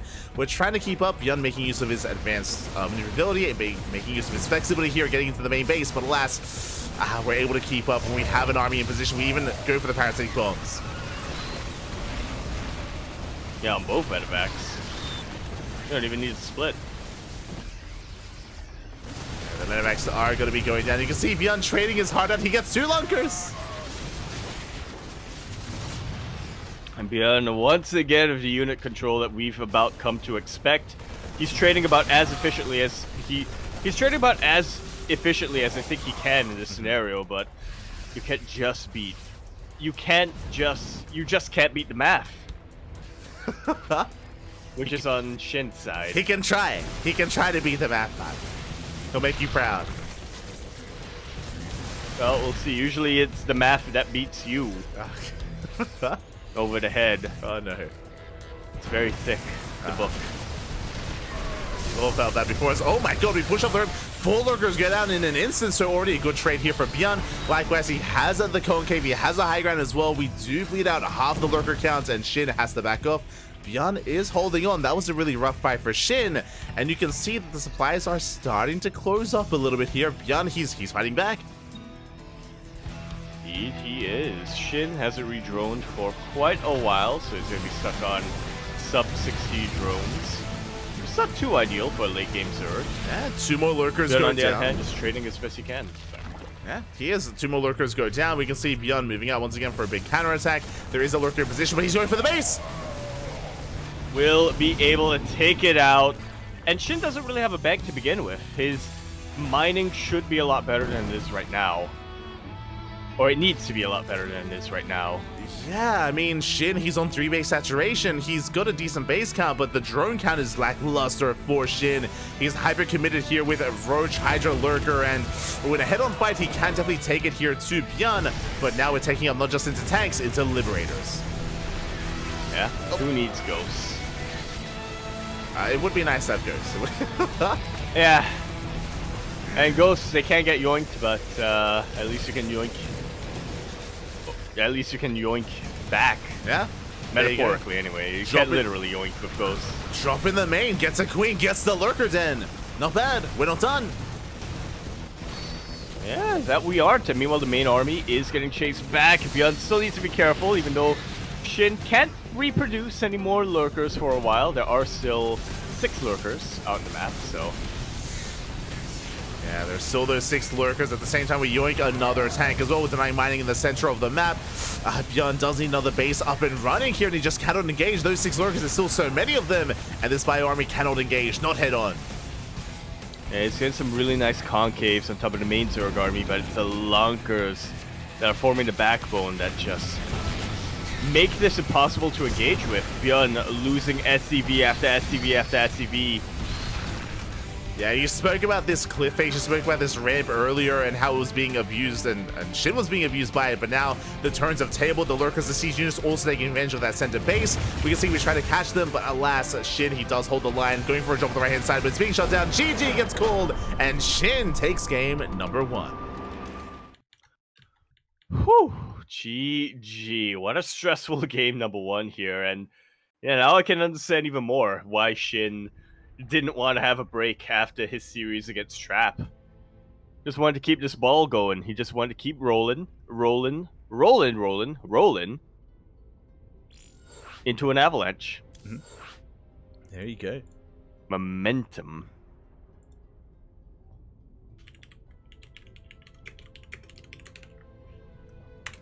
Here we go as we're getting ready for game number 2. Sorry, just catching up with what's been going on. And yeah, Shin does take a lead. It was a very chaotic game, if you recall. It was initially 2-Rax Reaper from Bjorn into that initial stim timing, which was doing a lot of damage. And if you recall, it led into Shin going into an all-in. He went for a Roach Ravager all-in. He was able to successfully break the natural base, was able to not necessarily break Bjorn, but do enough damage to take a lead to get ahead and to eventually get into Lurker Tech. It was a wild kind of game state there. Shin rushing into it. Didn't have the most efficient army, but it was good enough.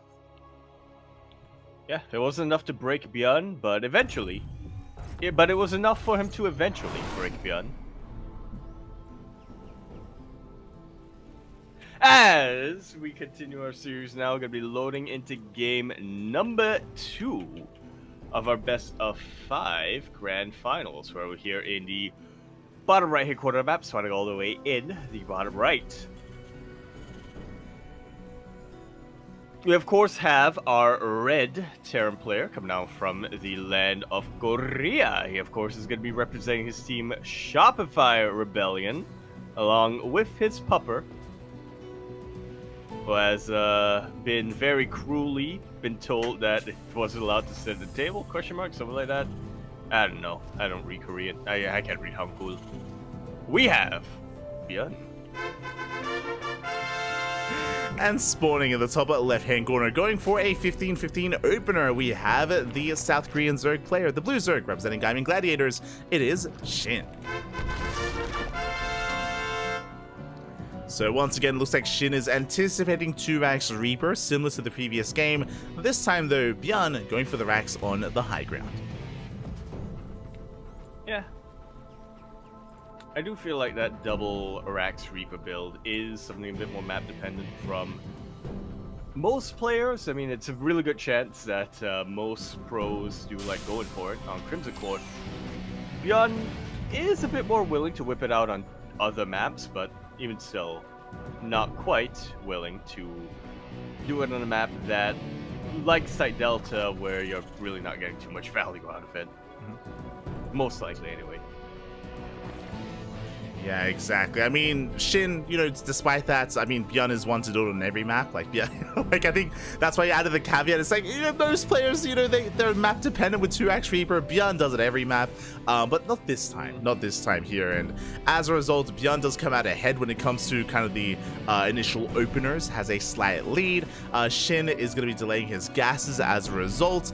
Just now going to be taking them. Link speed is going to be later, and Lings do actually manage to bypass the Reaper. Okay.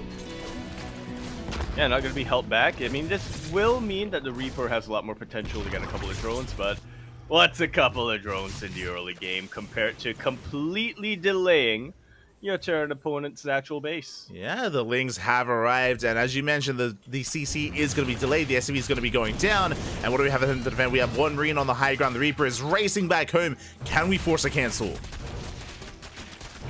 It does look pretty likely. SCVs are coming down the ramp, though.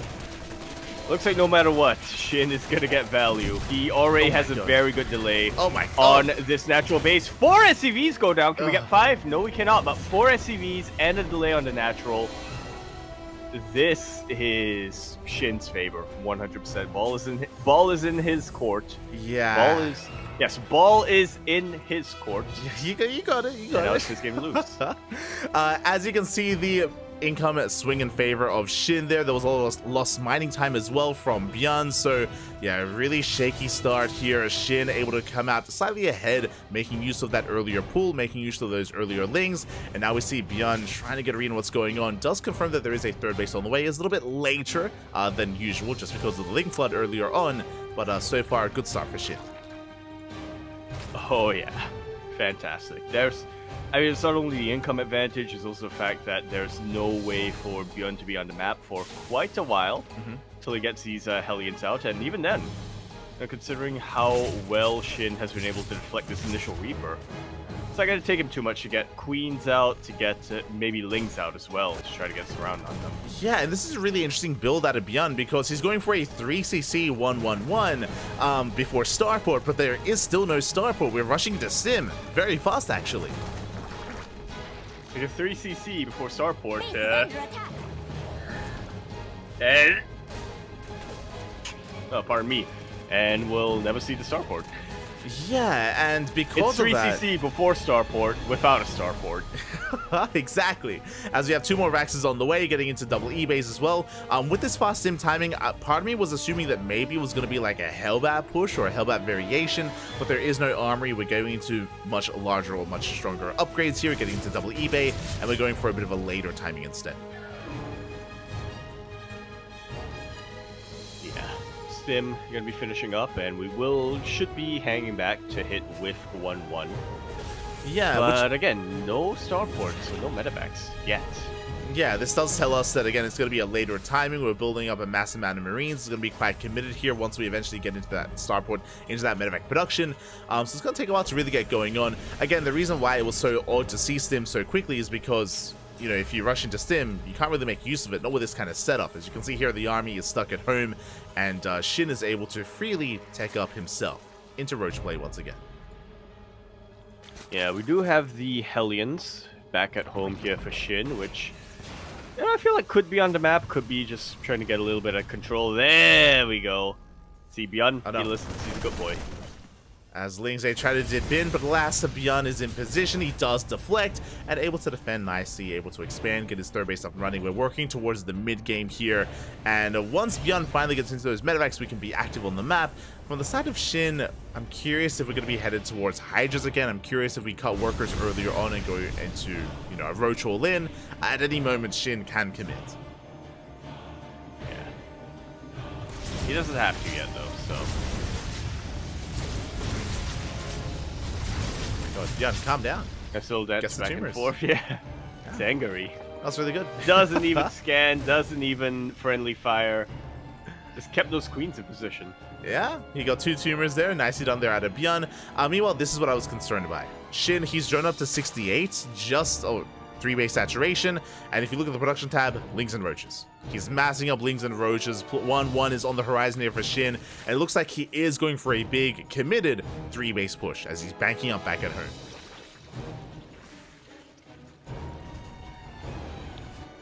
Yeah, it's going to be a committed push versus a committed push.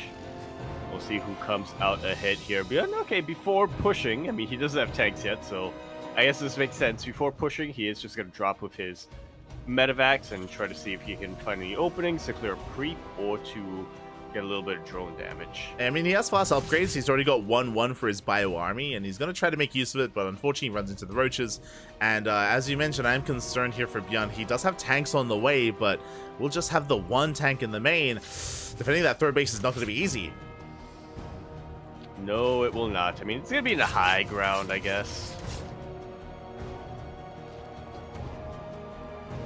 That's the only caveat I've got. Yeah, we will have that 1 tank for the time being. Second factory's on the way, second tank's on the way as well.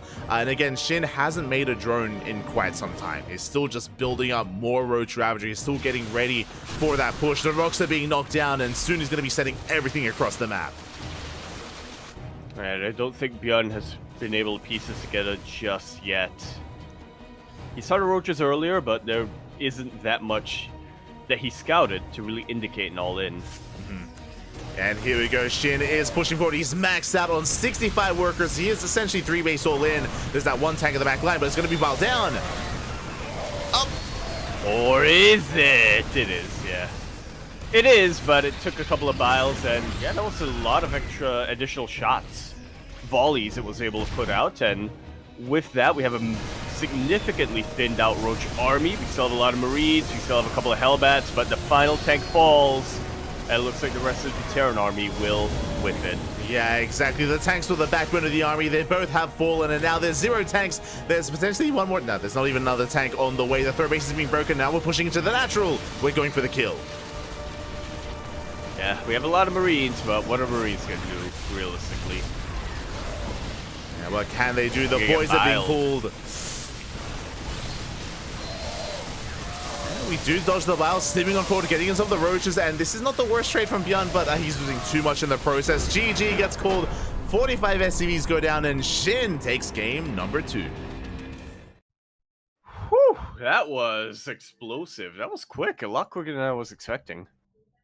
Yeah, GG, well played. Again, Shin, he just only drone up to 3 base saturation and then was just building up links back at home.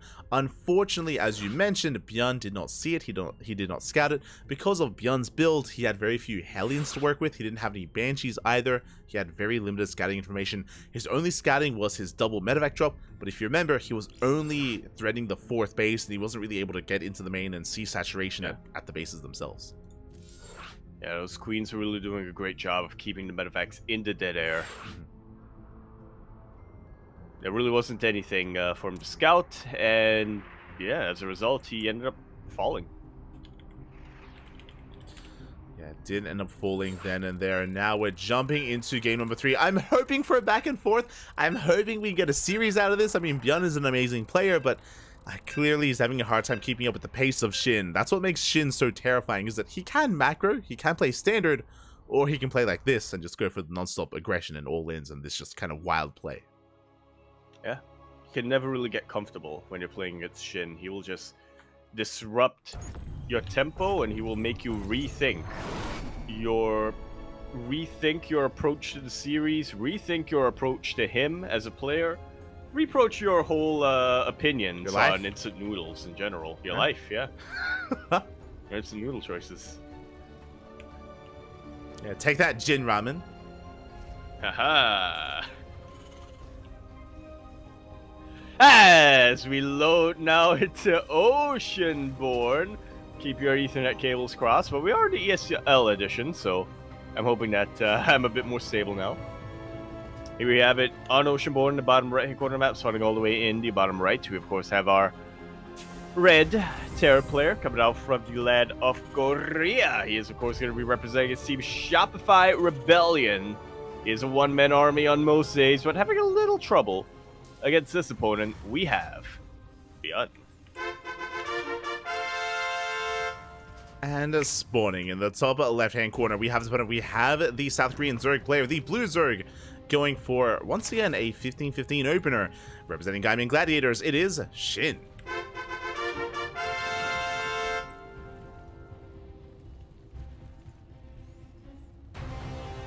Ramen. Yeah, so Shin going for another safe build, going for a faster spawning pool. Meanwhile, Björn, once again, standard opener. No 2-Rax Reaper. Yeah, my eyes definitely are a lot more on Björn. I mean, we know him for having a variety of builds, and I mean, Oceanborn is a map that we see him go for a double racks at low ground fairly often on, but not this time. Yeah, not this time. So I'm curious to see how he switches it up. Björn is just taking a bit of a different approach here, and we'll see how he can approach this overall. For now, just going for the Rax Expand, initial Reaper. This time, if you remember in the last game, Shin went for this same opener and made 6 lings and was able to skirt around the map and get across the map and delay the expansion. This time, no lings. No lings are being made, only queens and drones. So again, just a more defensive start here by Shin. I actually didn't remember that, so I'm glad you were here to remind me. Yeah. But yeah, I mean, now thinking back, that really was the first domino that fell. That was the beginning of, not necessarily the beginning of the end. Although if you think about it, the beginning of every game is the beginning of the end of the game, because the game has to end at some point, right? Every beginning has an end. That's deep. Exactly. Yeah. You've been dying since the day you were born. Good God. Calm down, Bobby. Calm down. Wait, what was that? All right, that was a really strong early game advantage that Shin just never really let go of. There we go. That was the conclusion. That was the point I was getting at before. It's Shin, man. He makes you reevaluate. He does. Your perspective on life, on aging, on the passage of time. Yeah. What is time? Oliveira. Yeah. Where is he? Exactly. Not in the bracket. Yeah. What's going on? It's a 2-on-1, by the way. It is a 2-1 coming up from Bjorn. Yeah, so a 3cc 2-1-1 out of Bjorn is making extra Hellions, working towards a stim timing. This does mean that he's going to have less Hellions than usual. Meanwhile, Shin does bypass the Hellions. He's going straight for the natural. Uh-oh. Nothing here. Yeah, the wall thankfully is a wall, but Hellions aren't out quite in time. The SCVs, they're retreating away from the base. Yeah, they're trying to get to the Hellions. The Hellions are racing back home, but we lose 6 SCVs already. Not just 6 SCVs, we're not done. We're going for the mules. Oh my god. And the mule will at least live, but I don't think it has enough time on it to even get... Okay, it's going to get one more round of minerals. One more. Was it worth it? 2?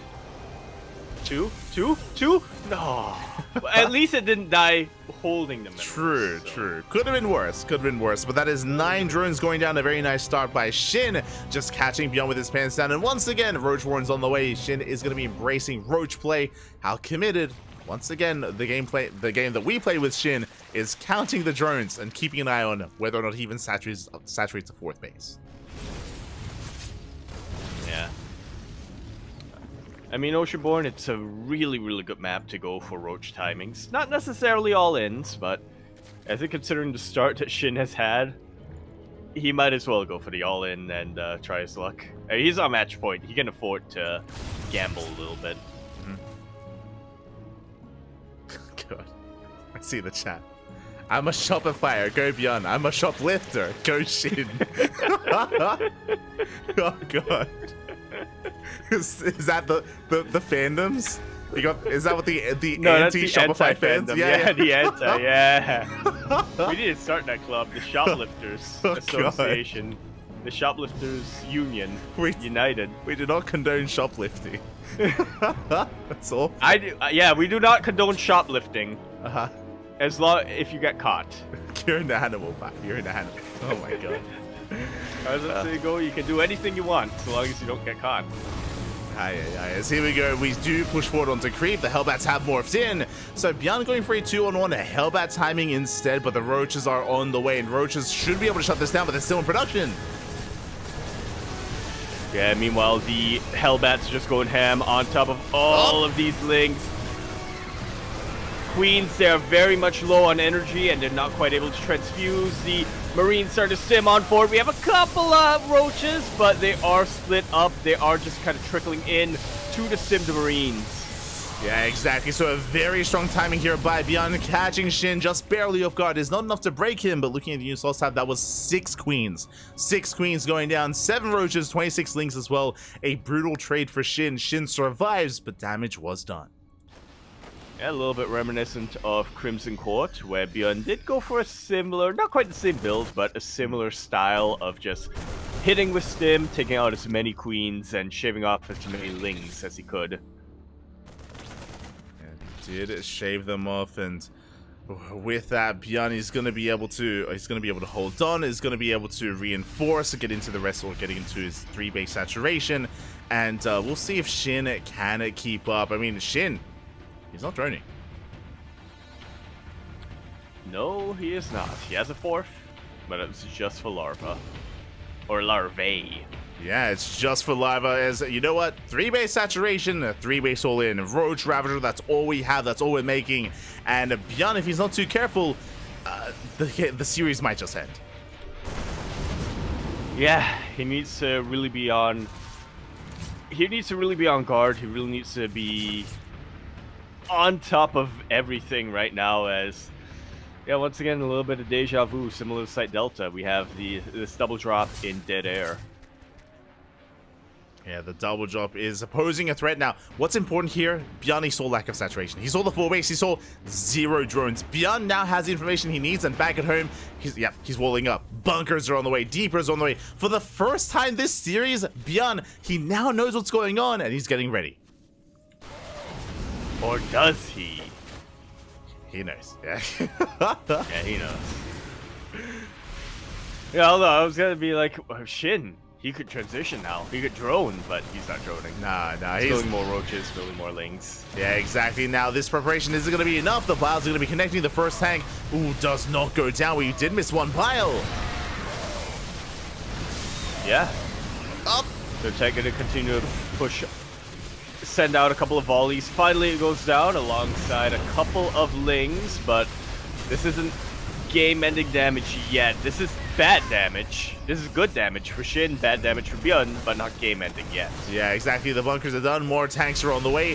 What's important, the 3rd CC is live. The 4th CC this time did finish. Last time it was forced to be cancelled, but this time it's still up and running, which means we can take a 4th base after we defend, if we defend. Oh, the lifted CC, though, does allow these roaches to get a bit of a concave on top of the Marines. The 3 tanks in the back line, putting in so much work. Gonna be trading so well. Oh my god. Against these roaches and ravagers. Mule hammer being thrown down. Yeah, the hammer is real. So many mules. 4 CC gonna be landing as well. And Byun is holding Shin back at home. He's transitioning. He threw down an infestation bit and a Hydra Den.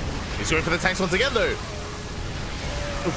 Yeah, we'll be able to take one of them out, but there's still 4 left in the back line. I do like this idea from Shin, just trying to reset the tank count as best he can while he works on his transition. But he does need to be very careful not to overextend. Oh my god, as the Biles they do connect with the CCs. Not much damage dealt here as we can repair in time.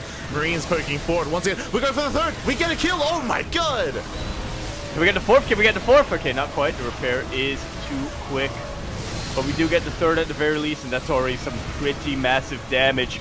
Look at the army supply difference. It's not that much better for Byun, to be honest. It's getting on top of the tanks. In fact, it's lower. Yeah, Lings are getting on top of the tanks. There is a bunker in the background, but it is not going to be enough. GG is called, and Shin will get a clean 3-0 sweep on Byun.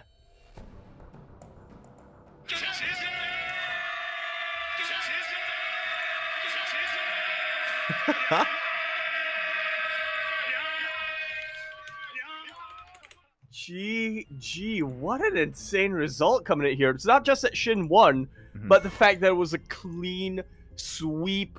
He only dropped a single map tonight, and that was against Trap. Jesus, that was an insane showing here from Shin. Very insane, very impressive stuff here. GG, well played. Shin will be this week's ESL Open Cup Asia champion and was looking quite impressive here with his aggression. Byun, he's lamenting a little bit in chat. He's like 3-0 question mark? No. No. Oh my god. Well, yes, but yeah, the ... are real, so very well done, very well played. Congratulations to Shin. I think I'm most impressed by this last game. I'm most impressed by this last game just because as opposed to previously, Byun, he was able to scout ahead of time, he was able to prepare ahead of time as well, and initially the defense wasn't looking too bad, right? He was able to hold the line, he had a decent siege line, bunkers, depots finishing up, but alas, it still was not enough. Still Shin, he broke on through. I'm shocked that he even killed the CC despite the repairs in the midst of all the chaos, was able to kill it, was able to break through, and impressive stuff. Impressive. Yeah.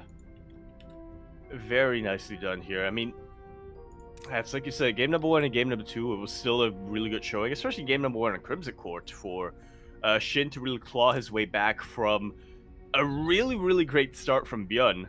That was impressive, but both game 1 and 2, he did have the element of surprise in his favor. He did kind of catch Byun off guard. Game number 3, Byun knew exactly what was coming his way, but Shin, he just had such a crisp timing, such a good build, such good biles and really good positioning as well with his roaches and ravagers that it didn't matter. He just had that much.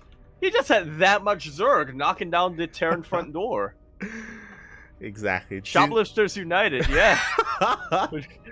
Shaking my head. The shoplifting power. It was enough. Oh no, not like this. We gave Shin our powers. GG, well played. Congratulations, Shin will be our champion this week. My condolences to Byun, but very impressive for Byun to make it to the finals. Remember, Byun, he took down Ryung in a TVT, which is something that not many can say they've done. And likewise, taking down Classic as well, who's also a very strong Protoss player in the world, not just in Korea. So impressive for Byun to make it here. But against the more aggressive style of Shin, did struggle a little bit more. I think something else to take note of as well is that Shin did open up pool first every game, did go either pool first or 15-15, so really safe play. So Shin, he was just in a way I would say either hard countering or just anticipating aggression or the 2-rack sweeper from Bjorn, forcing Bjorn not to open up 2-rack sweeper. I'm pretty sure that's why Bjorn didn't do it after game 1. After he saw what happened in game 1 with Shin, he was like, okay, I'll open up standard, and yeah, Shin, he got into his own game. Yeah, really nicely done here. I mean, yeah, I guess that is kind of what happens when you develop a bit of a reputation for not just certain builds, but also certain play styles, as is the case with Bjorn. And so, yeah, Shin just kind of had his number every single time, was, able to prevent him from getting comfortable. And, if your opponent isn't comfortable, you can, they're just not comfortable.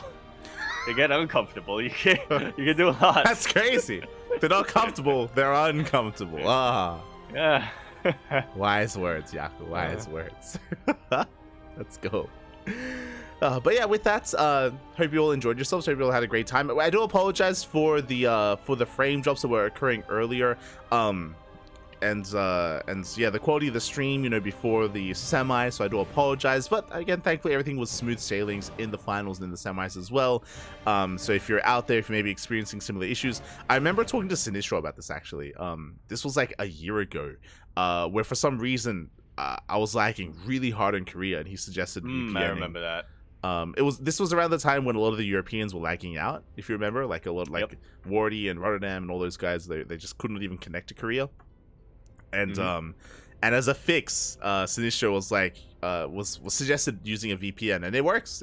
And specifically Mudfish, because that's like the gamer VPN. Yeah, and then things cleared up over time, so I didn't have to use it again, but I might have to start using it again here, just to make the broadcast a little bit more smooth. Yeah. I might have to test a couple of things to make sure I don't get kicked out of Oceanborn. LE.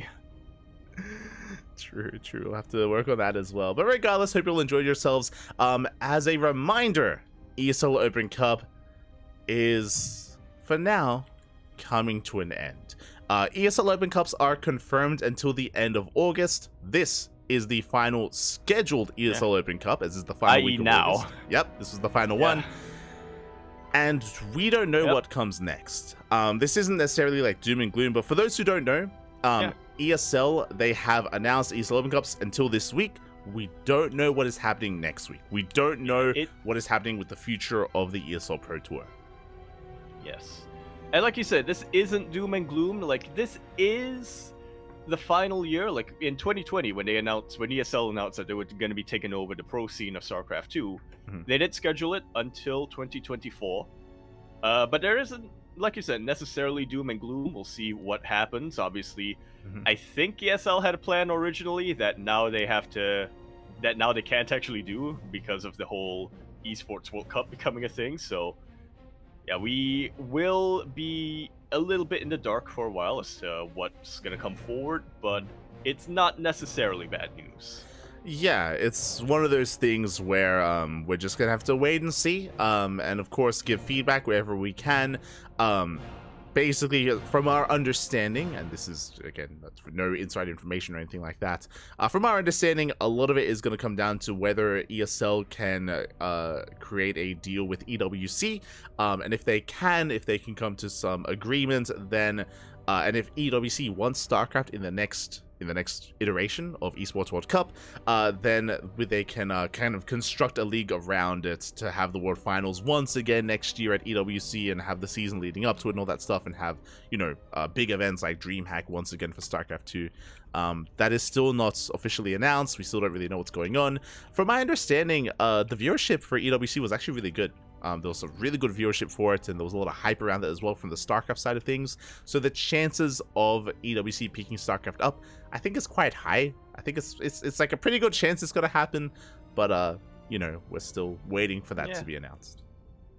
Yeah, and of course we'll have to see what the other details around that are gonna be. If we're still gonna have the same schedule, if it's still gonna be ESL Masters, or if it's gonna be something different. If we're still gonna have GSL and everything. Yeah.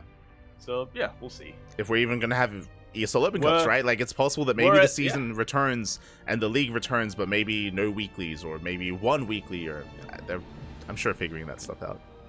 I think there's at least a 90% chance that we're still going to have Home Story Cup and WTL, though.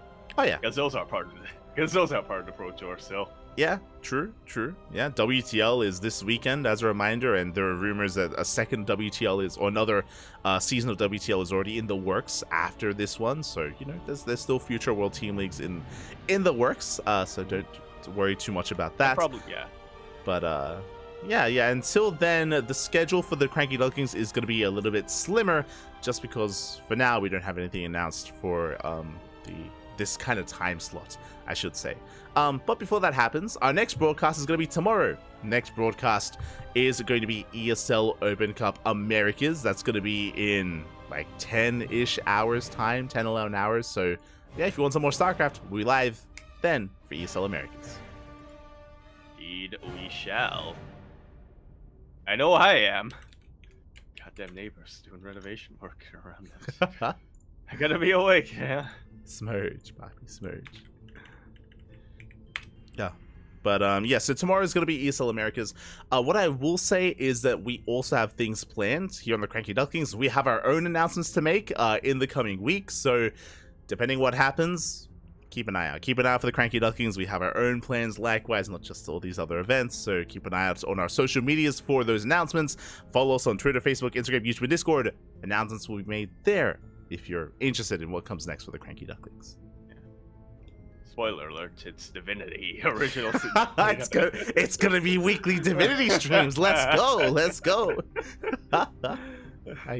gonna be weekly streams of us running around, stealing stuff, and not progressing the main story. Oh no, not like this.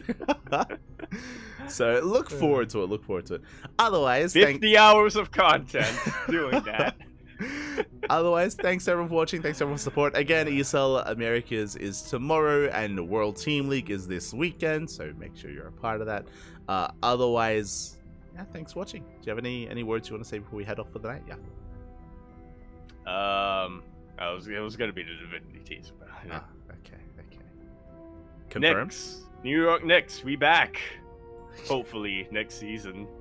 Okay. Thanks for watching, everyone. We'll see you guys next time. Ciao. Bella.